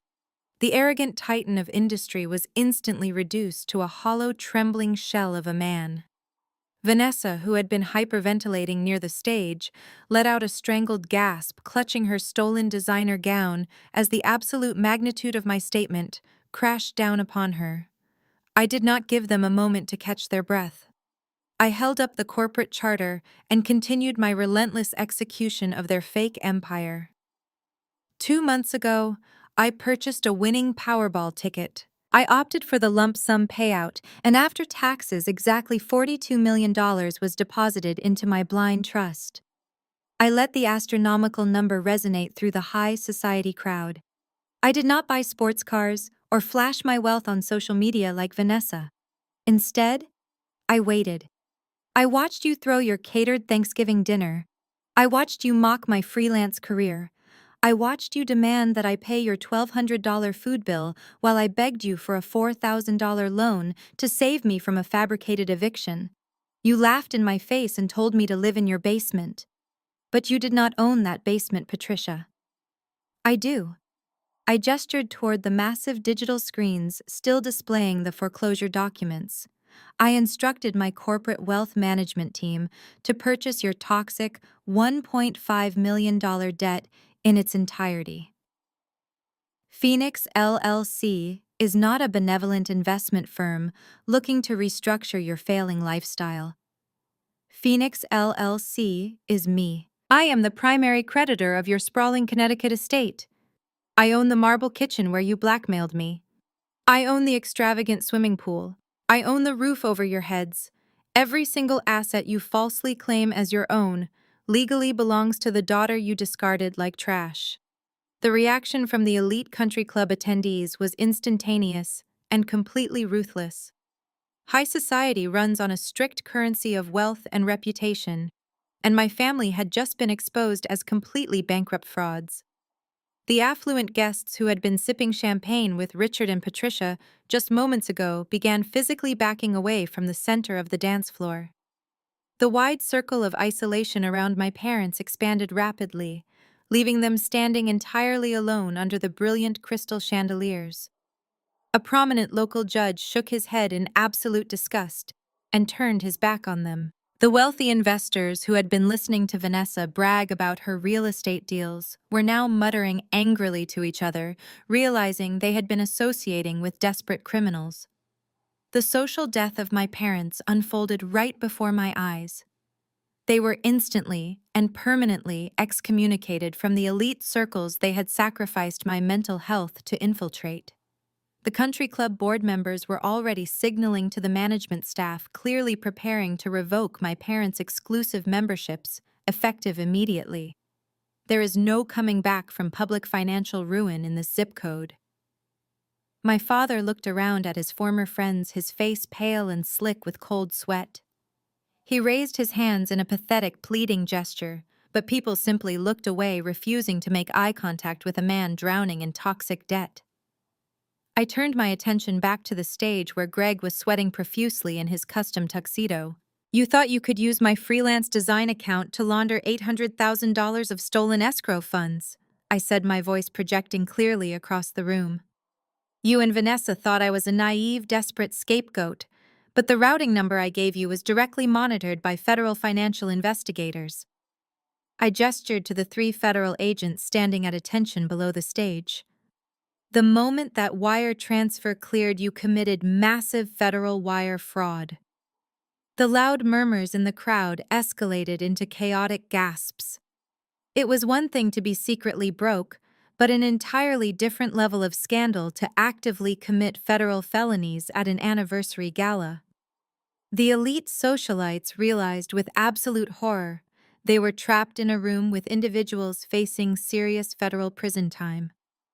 A wealthy woman covered her mouth and hurried toward the exit, wanting no part of this fallout. Richard finally found his voice cracking with raw desperation. Rachel, please, you cannot do this to us. We are your family. He took a shaky step toward the stage, his hands outstretched. We can fix this. I can work for you. We can be a real family again. The sheer audacity of his request was staggering. After decades of emotional abuse, gaslighting, and conditional love, he truly believed he could simply switch tactics and ride my coattails to financial salvation. He thought the title of father still held any weight after he actively threatened to destroy my life with his corporate lawyers. He looked up at me with pleading, desperate eyes, completely stripped of his former arrogance. I looked down at the man who had called me a parasite and felt absolutely nothing but cold, calculating resolve. My $42 million secret had successfully exposed the rotting core of their fake existence, and I was fully prepared to deliver the final devastating blow. I stared at Richard, his desperate plea hanging in the stagnant air of the ballroom. I did not blink. I did not offer a single word of comfort to the man who had happily planned to watch me sleep on a concrete floor to pay off his golden child and her stolen debts. The absolute silence from my end was more crushing than any insult I could have hurled at him. He slowly lowered his outstretched hands, realizing with terrifying clarity that the daughter he had spent a lifetime diminishing was now the absolute architect of his ruin. The focus of the room violently shifted back to the raised velvet stage. The reality of the federal wire fraud and the $800,000 escrow theft had finally penetrated Vanessa and her champagne-soaked brain. The arrogant smirk that had been permanently plastered across her face for 33 years melted away. Her knees gave out completely. She collapsed onto the hard wooden floor of the stage, the shimmering silver fabric of her stolen designer gown pooling pathetically around her trembling legs. The golden child of the Connecticut elite was reduced to a sobbing, hyperventilating mess right in front of the local judges and wealthy investors she had spent her entire career desperately trying to impress. She crawled forward, dragging herself to the very edge of the stage, until she was looking down at my designer shoes. She reached out her hands, shaking violently, begging for mercy. She never once showed me. "Rachel, please," she sobbed, her voice cracking into a hysterical wail. "You cannot let them take me to federal prison. I will do anything. I will pay it back. I will work for you. Please remember we grew up together. I am your little sister. Do not let them lock me away in a cell." I looked down at her tear-streaked face, feeling an overwhelming wave of profound satisfaction. I did not reach out to comfort her. I did not offer her a tissue. I leaned in close, ensuring the microphone picked up every single syllable of my response. "You stopped being my sister the moment you stole my social security number, Vanessa." I kept my tone deadpan and completely devoid of empathy. "You looked me in the eye and laughed while you maxed out $35,000 in my name to buy your shoes and pay your offshore casino debts. You sat in that gourmet kitchen and happily agreed to lock me in a damp basement while I worked multiple jobs to cover your federal felonies. You thought I was a pathetic bottom feeder. You thought I was a disposable pawn for your escrow fraud. So no, I will not save you. You built this trap with your own greed, and now you get to sit in it." Vanessa let out a guttural scream, covering her face with her hands as she wept uncontrollably on the stage floor. Patricia tried to rush forward to console her, but one of the federal financial agents firmly blocked her path, raising a stern hand that commanded the broken matriarch to step back. The absolute psychological collapse of the villains was unfolding in real time, broadcast live to the wealthiest zip code in the state. Watching Vanessa shatter into pieces sent Greg into a state of absolute self-preservation panic. The cowardly investment broker realized his entire future was currently evaporating into thin air. He saw the federal windbreakers closing in and instantly decided to throw his partner in crime directly under the bus. Greg forcefully stepped over Vanessa and her sobbing form, adjusting his custom tuxedo jacket in a frantic attempt to regain his smooth, charismatic composure. He wiped the nervous sweat from his forehead and plastered on the slickest, most deeply fake smile I had ever seen. He walked to the very edge of the stage, dropping his voice into the intimate tone he used to use when we were engaged. "Rachel," he began, his voice dripping with desperate manipulation, "you have to believe me." I had absolutely no idea how deep her lies went. He gestured dismissively at Vanessa, treating her like a piece of garbage he had just stepped on. "She tricked me, Rachel. She told me the escrow account was completely legitimate and that you were fully aware of the transfer. I was just an innocent consultant trying to help her out.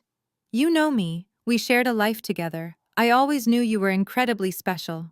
I always knew you had this brilliant fire inside you. That is why I loved you.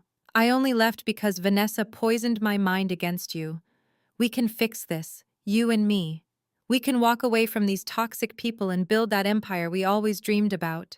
The sheer level of narcissistic delusion required to stand on a stage next to the woman you conspired with to commit massive federal wire fraud and attempt to seduce the very victim you tried to frame was absolutely staggering. Greg was a cornered rat frantically chewing off his own limbs to escape the federal trap. He looked at me with wide, pleading eyes, genuinely believing his outdated charm and a cheap compliment could erase the fact that he dumped me for being poor and then actively tried to use my identity to launder nearly $1 million. I did not even dignify his pathetic speech with a verbal response. I did not yell at him or express an ounce of the disgust churning in my stomach. I simply looked at him with an expression of absolute freezing boredom. I slowly turned my head away from his desperate smiling face and looked directly at the lead federal agent standing to my left. I gave a sharp, definitive nod. The seasoned federal agent stepped forward with military precision. He bypassed the weeping Vanessa and marched right up to the edge of the stage. He reached inside his dark tactical windbreaker and pulled out a thick, folded legal document bearing the heavy red stamp of the United States Department of Justice. Greg stopped smiling instantly. He took a terrified step backward, his hands raised in a defensive posture as if the paper itself were radioactive. The federal agent did not hesitate. He forcefully pressed the document directly against Greg and his pristine tuxedo chest, forcing the coward to grab it before it fell. The agent spoke in a booming voice that echoed off the crystal chandeliers, ensuring the entire country club heard the official declaration. Gregory Thomas, you are being served with a federal subpoena. You are officially named as a primary co-conspirator in an ongoing federal investigation regarding massive wire fraud, identity theft, and the malicious misappropriation of commercial escrow funds. You are hereby ordered to surrender your passport immediately and present yourself for formal questioning at the federal field office at 8 o'clock tomorrow morning. Failure to comply will result in an immediate federal arrest warrant. Greg looked down at the heavy subpoena trembling in his hands. The blood drained entirely from his face, leaving him looking like a terrified little boy wearing his father and his suit. His knees buckled slightly and he collapsed against the microphone stand, desperately trying to hold himself upright as the sheer gravity of his criminal actions crashed down upon him. He looked at me, his eyes wide with sheer panic, begging for a lifeline that was never going to come. I stared right back at him, feeling the absolute ultimate payoff wash over me in a wave of freezing, triumphant vindication. The elite guests in the ballroom were absolutely mesmerized by the spectacular destruction of my former fiancé. A prominent local real estate developer, who had been chatting with Greg just an hour ago, let out a loud scoff of pure disdain. He loudly instructed his associates to completely blacklist Greg from any future commercial dealings in the city. The social and professional execution was total and immediate. Greg was not just facing federal prison time. He was instantly excommunicated from the only world he ever cared about. The high society elite do not tolerate messy federal financial crimes, and they certainly do not tolerate clumsy amateurs who get caught laundering money at country club galas. I stood my ground, radiating absolute authority. I watched the three people who had caused me the most profound psychological pain in my entire life completely unravel before my eyes. My mother was sobbing into her hands on the dance floor, unable to process the loss of her mansion and her fake social empire. Vanessa was curled in a pathetic ball on the stage floor, wailing about her ruined real estate license and her impending prison sentence. Greg was hyperventilating against the podium, clutching his federal subpoena like a death warrant. They had spent years treating me like a disposable scapegoat. They had called me a disappointment, a parasite, and an ugly failure. They had pushed me to the absolute brink of financial ruin for their own selfish gain. But they had made one fatal miscalculation. They assumed my kindness was a symptom of weakness. They thought my silence was proof of my submission. They had absolutely no idea that I was quietly building a titanium fortress while they were busy building a house of cards on a foundation of toxic debt and federal felonies. I took one final look at the shattered remains of my biological family and my treacherous ex-fiancé. The ultimate payoff was not just about the $42 million sitting safely in my blind trust. It was about the undeniable fact that I had engineered their absolute downfall without ever stooping to their pathetic level of illegal manipulation. I had simply handed them the rope, and they had greedily tied their own nooses. I looked down at the pathetic scene unfolding before me, feeling no pity for the architects of their own destruction.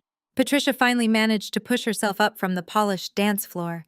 Her expensive makeup was completely ruined, streaking down her face in dark, jagged lines.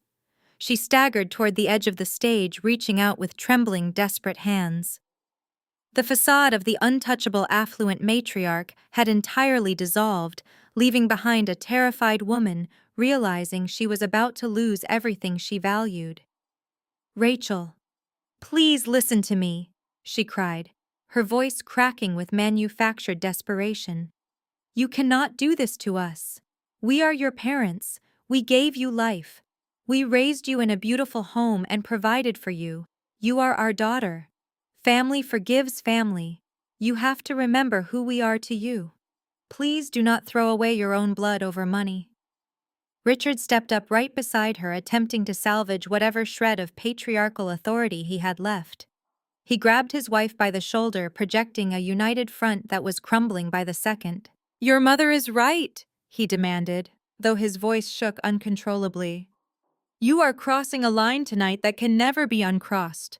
You are destroying your own blood in front of all these people. We made some financial miscalculations, yes, but we never meant to truly hurt you. You owe us a chance to make this right privately. You owe your family some loyalty." I stared at the two people who had actively tried to ruin my life just to protect their fragile social standing. I raised the microphone one last time, ensuring every single word of my execution would be permanently etched into their memories and the minds of the elite country club audience. Loyalty. I repeated, letting the word echo sharply against the crystal chandeliers. You dare stand there and demand loyalty from the daughter you treated like a disposable asset. You want to talk about what you provided? You provided a house filled with constant psychological warfare. You provided decades of relentless comparison, making sure I knew every single day that I was never as good, never as successful, and never as loved as your golden child. You thought you could break my spirit and keep me submissive forever. You underestimated the quiet, observant daughter who was taking notes while you were busy taking out fraudulent loans. I pointed a steady, firm finger directly at Patricia. You did not give me a family. You gave me a prison of conditional approval. When I was struggling, you called me a parasite. When Vanessa stole my identity to fund her offshore gambling and designer shoes, you did not hold her accountable. You protected the criminal. You looked me dead in the eye and threatened to bury me with your corporate lawyers. You told me to live in a damp basement and pay off her stolen debts or you would disown me completely. I shifted my cold, unforgiving gaze to Richard. "And you threw a catering bill in my face and told me I was a failure because I chose a freelance career I actually loved instead of chasing the shallow, empty status you worship. You demanded respect while secretly drowning in a $1.5 million toxic debt that you hid from everyone in this room. You used the word family as a weapon to extort my silence and force me to swallow a federal felony." I took a step closer to the edge of the velvet stage, my voice dropping into a register of absolute terrifying calm. Blood does not excuse abuse. Sharing DNA does not grant you a free pass to commit federal felonies, steal my identity, and manipulate my life for your own selfish convenience. You stopped being my parents the moment you decided my financial ruin was an acceptable price to pay for your fake high society reputation. You are nothing to me now. Patricia let out a loud, agonizing wail, clutching her chest as if she had been physically struck. Richard let his head drop, staring blindly at the marble floor. His face crumbled into a mask of pure, utter defeat. They finally understood that there was no manipulation left to deploy. The scapegoat had completely outsmarted the masters of the toxic game. I signaled to my lead corporate litigator, who smoothly pulled a heavy legal folder from his briefcase. He handed it directly to a country club security guard, instructing him to pass it to my father. Richard took the thick manila folder with shaking hands. "Inside that folder is your official notice to vacate," I announced, making sure the entire ballroom heard the exact terms of their eviction. "Since Phoenix LLC is the primary lien holder of your heavily defaulted mortgage and you have exhausted every single legal grace period, I am exercising my absolute right to seize the property immediately. You are officially trespassing in my house." The elite guests in the room watched this execution with morbid fascination. The illusion of the perfect wealthy family was officially dead and buried. Women who had played tennis with Patricia yesterday were now openly whispering about her downfall. Men who had golfed with Richard were shaking their heads in disgust at his spectacular financial incompetence. I looked down at my parents with a completely emotionless stare. "You have exactly until 8 o'clock tomorrow morning to pack whatever personal belongings you can fit into your cars. You will not take any fixtures. You will not remove any art. You will not touch the appliances.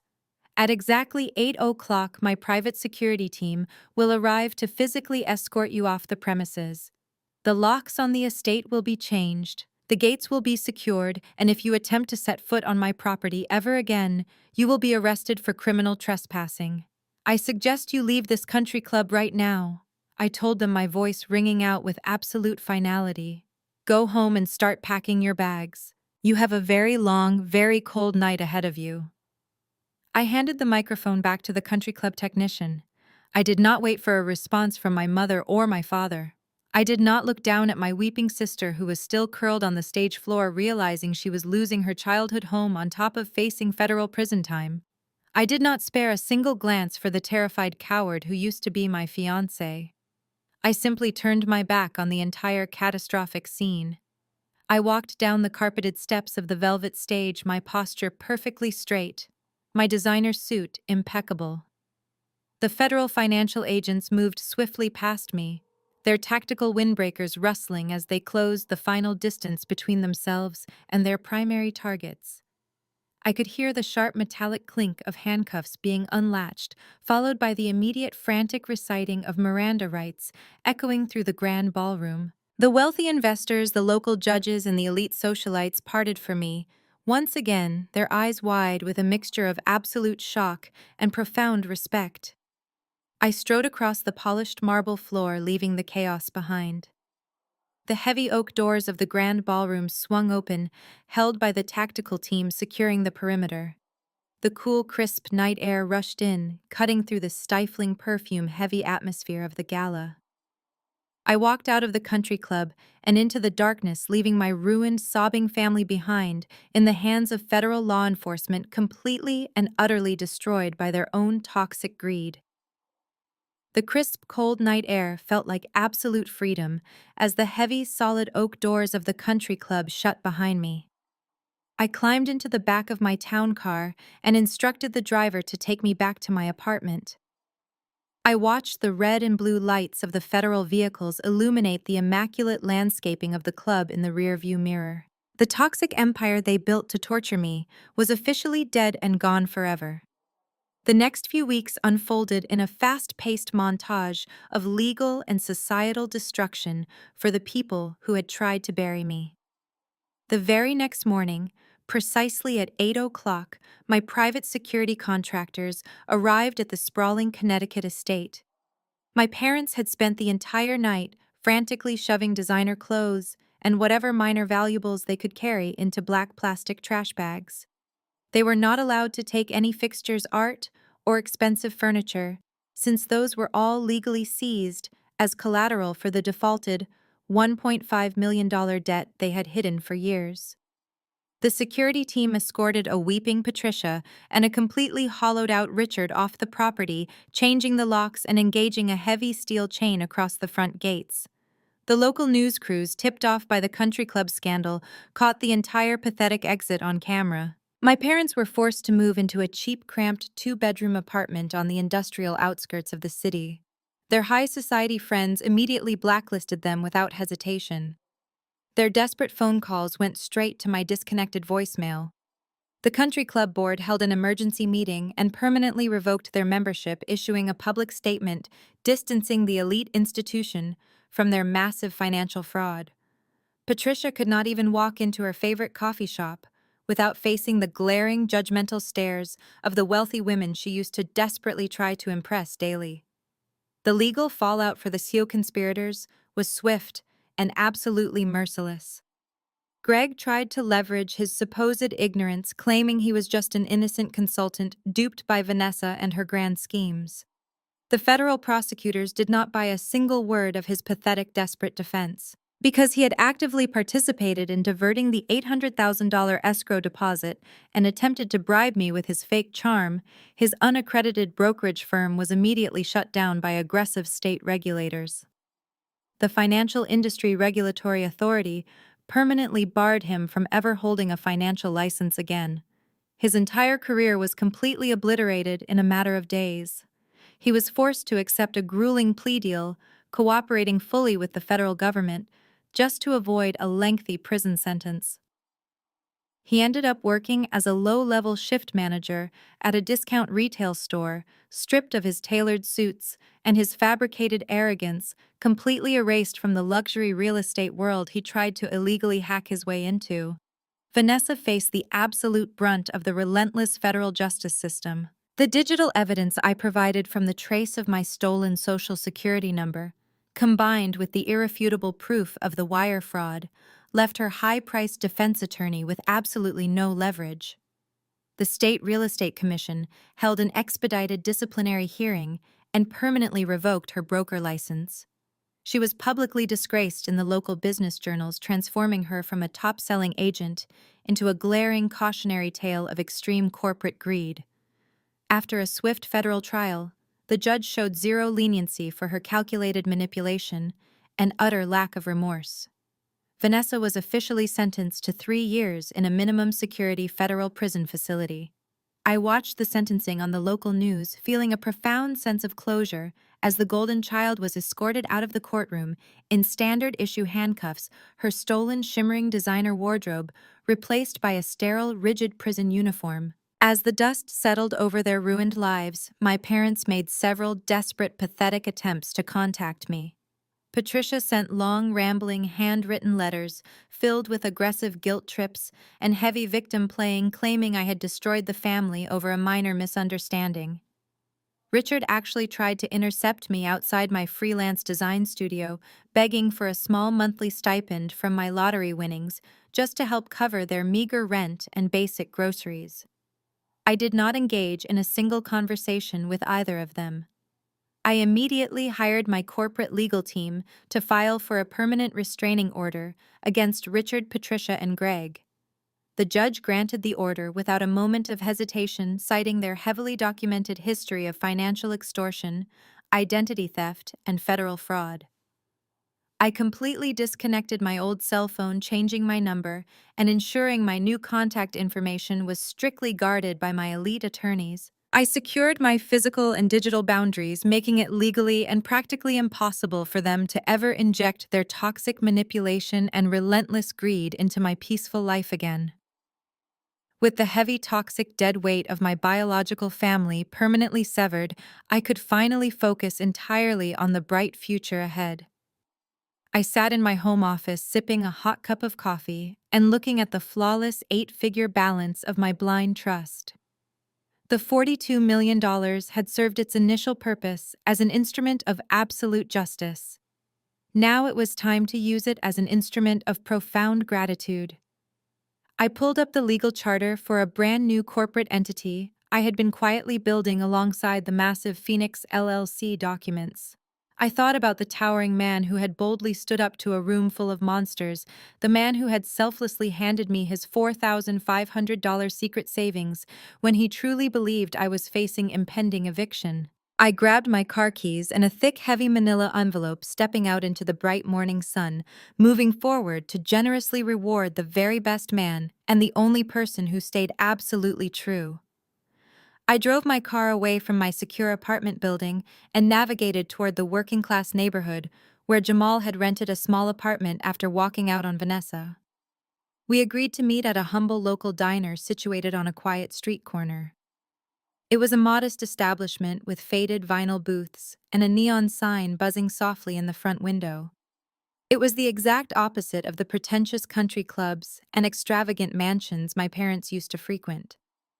This diner was real and honest, just like the man I was coming to see. I parked my car and walked through the glass door, hearing the cheerful chime of a small bell above my head. I spotted Jamal sitting in a corner booth nursing a mug of black coffee. He was wearing a simple athletic hoodie and faded jeans. The heavy designer watches and expensive tailored suits my parents used to force upon him were entirely gone. He looked visibly tired with dark circles under his eyes, likely from the stress of divorcing a federal criminal. But despite the obvious exhaustion, he looked profoundly at peace. The suffocating weight of my toxic family was no longer crushing his spirit. I slid into the booth across from him and offered a warm, genuine smile. He smiled back, his dark brown eyes reflecting a quiet, steady kindness. He asked me how I was holding up after the explosive events of the past few weeks. I told him I had never felt better, and I thanked him for reaching out to check on me. A waitress in a pink uniform came over and poured me a cup of coffee. We sat in comfortable silence for a moment, watching the steam rise from our mugs. I reached into my leather tote bag and pulled out the thick, heavy manila envelope I had brought with me. I placed it gently on the scratched formica table right between our coffee mugs. I looked Jamal directly in the eye and told him I wanted to talk about that night in my parents' cold garage. I reminded him how he stood up to a room full of arrogant monsters and handed me his entire secret savings account when he thought I was facing immediate eviction. Jamal looked at the thick manila envelope, and his expression instantly shifted to one of firm, polite refusal. He placed his large hands flat on the table and slowly pushed the envelope back toward my side of the booth. He shook his head and told me he did not want a single dime of my lottery winnings.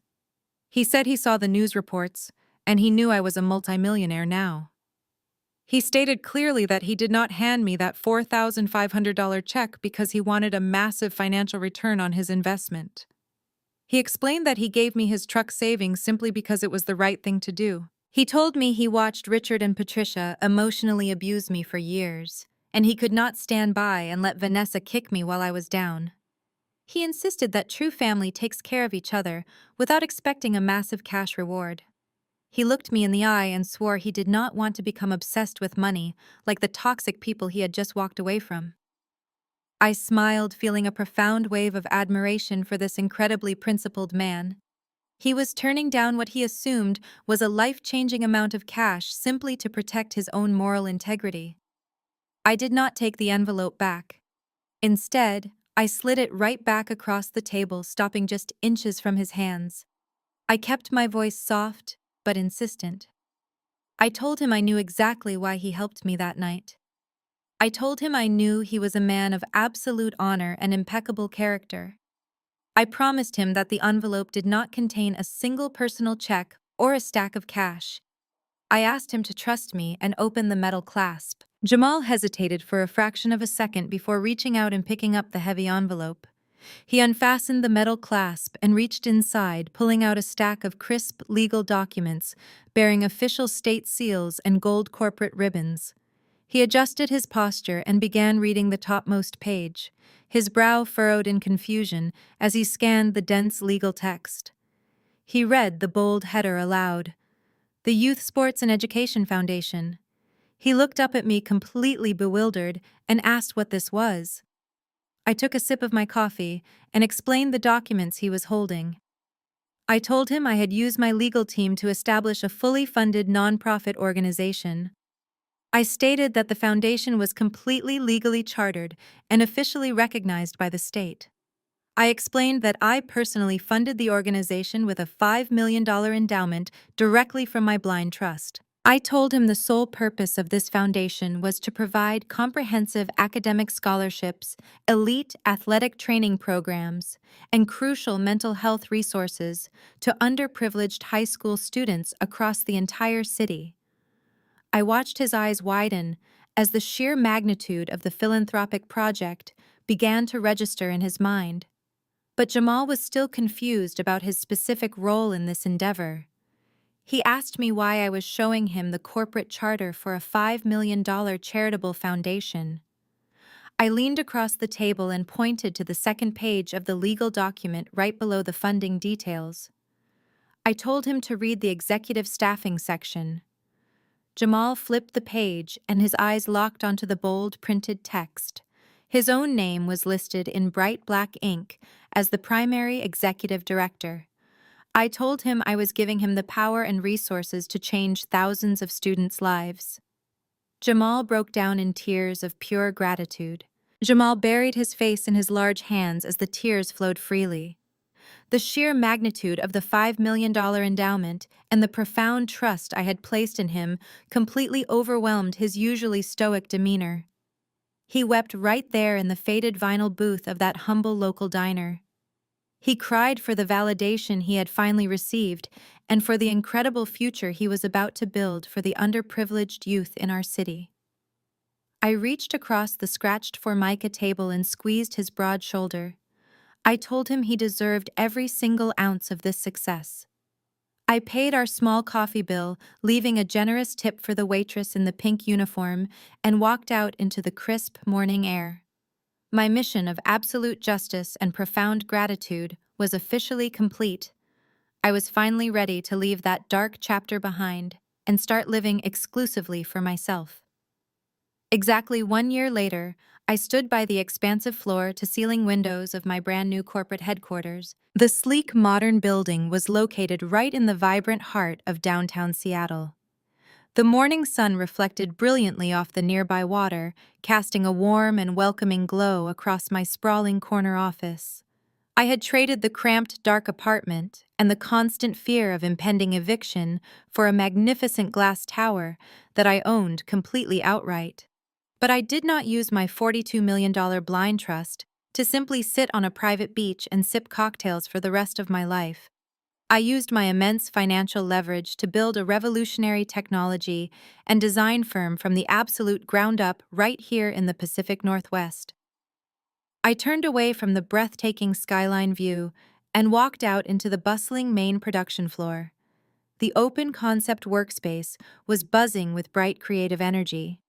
I had specifically designed the entire corporate environment to be the exact opposite of the toxic, suffocating spaces I was forced to endure during my younger years. There were no harsh fluorescent lights, no rigid cubicles, and absolutely no micromanagement. I walked past rows of state-of-the-art drafting stations where young, hungry designers were passionately collaborating on massive digital campaigns. I had intentionally sought out talented freelancers, college dropouts, and creative misfits who had been unfairly overlooked by the rigid traditional corporate world simply because they lacked a conventional pedigree. I gave them top-tier salaries, comprehensive health benefits, and a fiercely protected work environment where their brilliant ideas were actively celebrated instead of constantly belittled. I smiled warmly as a junior graphic designer approached me to present a stunning new user interface mock-up. I offered her genuine constructive praise, watching her face light up with professional pride. It was incredibly fulfilling to foster a corporate culture rooted entirely in mutual respect and psychological safety. I refused to allow an ounce of toxic competition or manipulative behavior to poison my company. I had implemented a strict zero-tolerance policy for any form of workplace bullying or arrogant elitism. My employees felt genuinely valued and deeply secure. I provided the exact kind of unwavering support and steady encouragement that my own biological parents had ruthlessly denied me for my entire existence. I retreated back to the quiet sanctuary of my corner office and poured myself a fresh cup of dark roast coffee. I sat behind my custom oak desk and took a long moment to reflect on the chaotic, traumatic, and ultimately liberating journey of the past 12 months. The massive federal fallout of my family had settled into a permanent, absolute reality. Vanessa was currently serving her sentence in a federal correctional facility, completely stripped of her designer gowns and her fabricated real estate empire. My parents were still living in their cramped industrial apartment, forever exiled from the wealthy high society circles they had worshipped so desperately. Greg had faded entirely into pathetic obscurity. Meanwhile, Jamal had rapidly transformed his $5 million foundation into a brilliant beacon of hope, securing college athletic scholarships for hundreds of deserving high school students. I looked at the flawless financial dashboards glowing softly on my computer monitors. The numbers were astronomical, but they no longer held any emotional weight over me. I realized with absolute profound clarity that the lottery wealth had not fundamentally changed who I was as a person. The massive influx of cash did not magically alter my core values, my work ethic, or my capacity for human empathy. Instead, the $42 million had acted as a powerful, blinding magnifying glass. The money merely amplified and accelerated the undeniable truth of everyone around me. It magnified my parents' insatiable greed and their superficial elitism. It amplified my sister and her vicious criminality and her ruthless entitlement. It highlighted my former fiancé and his pathetic opportunistic cowardice. And beautifully, it had magnified Jamal and his quiet, unwavering integrity. I took a deep, steadying breath, feeling a profound sense of absolute inner peace. The brutal trials of the past year had taught me the true, authentic definition of family. I learned the hard way that family is not automatically defined by shared genetics or a common last name. Blood ties do not grant anyone a free pass to inflict psychological abuse or commit malicious financial sabotage. True family is built entirely on a foundation of mutual respect, unwavering loyalty, and unconditional support. I had successfully built my own chosen family right here in Seattle, surrounded by brilliant colleagues, loyal friends, and a thriving creative community that valued my authentic self. I learned that establishing merciless boundaries and demanding basic self-respect are worth infinitely more than any winning lottery ticket. I had survived the absolute worst forms of familial betrayal and emerged stronger, wealthier, and more empowered than I ever thought possible. I had successfully rewritten my own destiny, and I was never going back to the shadows again. Family isn't always the people who share your blood. Sometimes they are the ones who are willing to bleed you dry. Have you ever had to test the loyalty of the people closest to you? Share your story in the comments below, and let me know how you found the strength to walk away from toxic manipulation. Hit the like button and subscribe to the channel if you believe in setting firm boundaries and building a life of absolute self-respect. Thank you for listening to my journey, and remember that your greatest revenge will always be your own spectacular success. The story of Rachel, a woman who hid a massive lottery win to test her family's loyalty, offers a profound and unflinching lesson about human nature. Money and crisis do not change who we are. They simply amplify our true character. When Rachel feigned impending homelessness and begged for a modest loan, her family's immediate reaction wasn't empathy or concern, but rather disgust and opportunistic cruelty. Her parents and sister used her fabricated vulnerability not as a chance to support her, but as a weapon to further diminish her and elevate their own fabricated social standing. This narrative shatters the traditional, often toxic societal expectation that biological ties automatically guarantee unconditional love and safety. We are conditioned to believe that blood is thicker than water, yet Rachel's experience demonstrates that toxic relatives will readily exploit you to preserve their own illusions of grandeur. The $42 million she possessed did not corrupt her family. The hidden wealth merely served as a blinding spotlight that exposed the greed, manipulation, and conditional love that had always existed beneath their country club facade.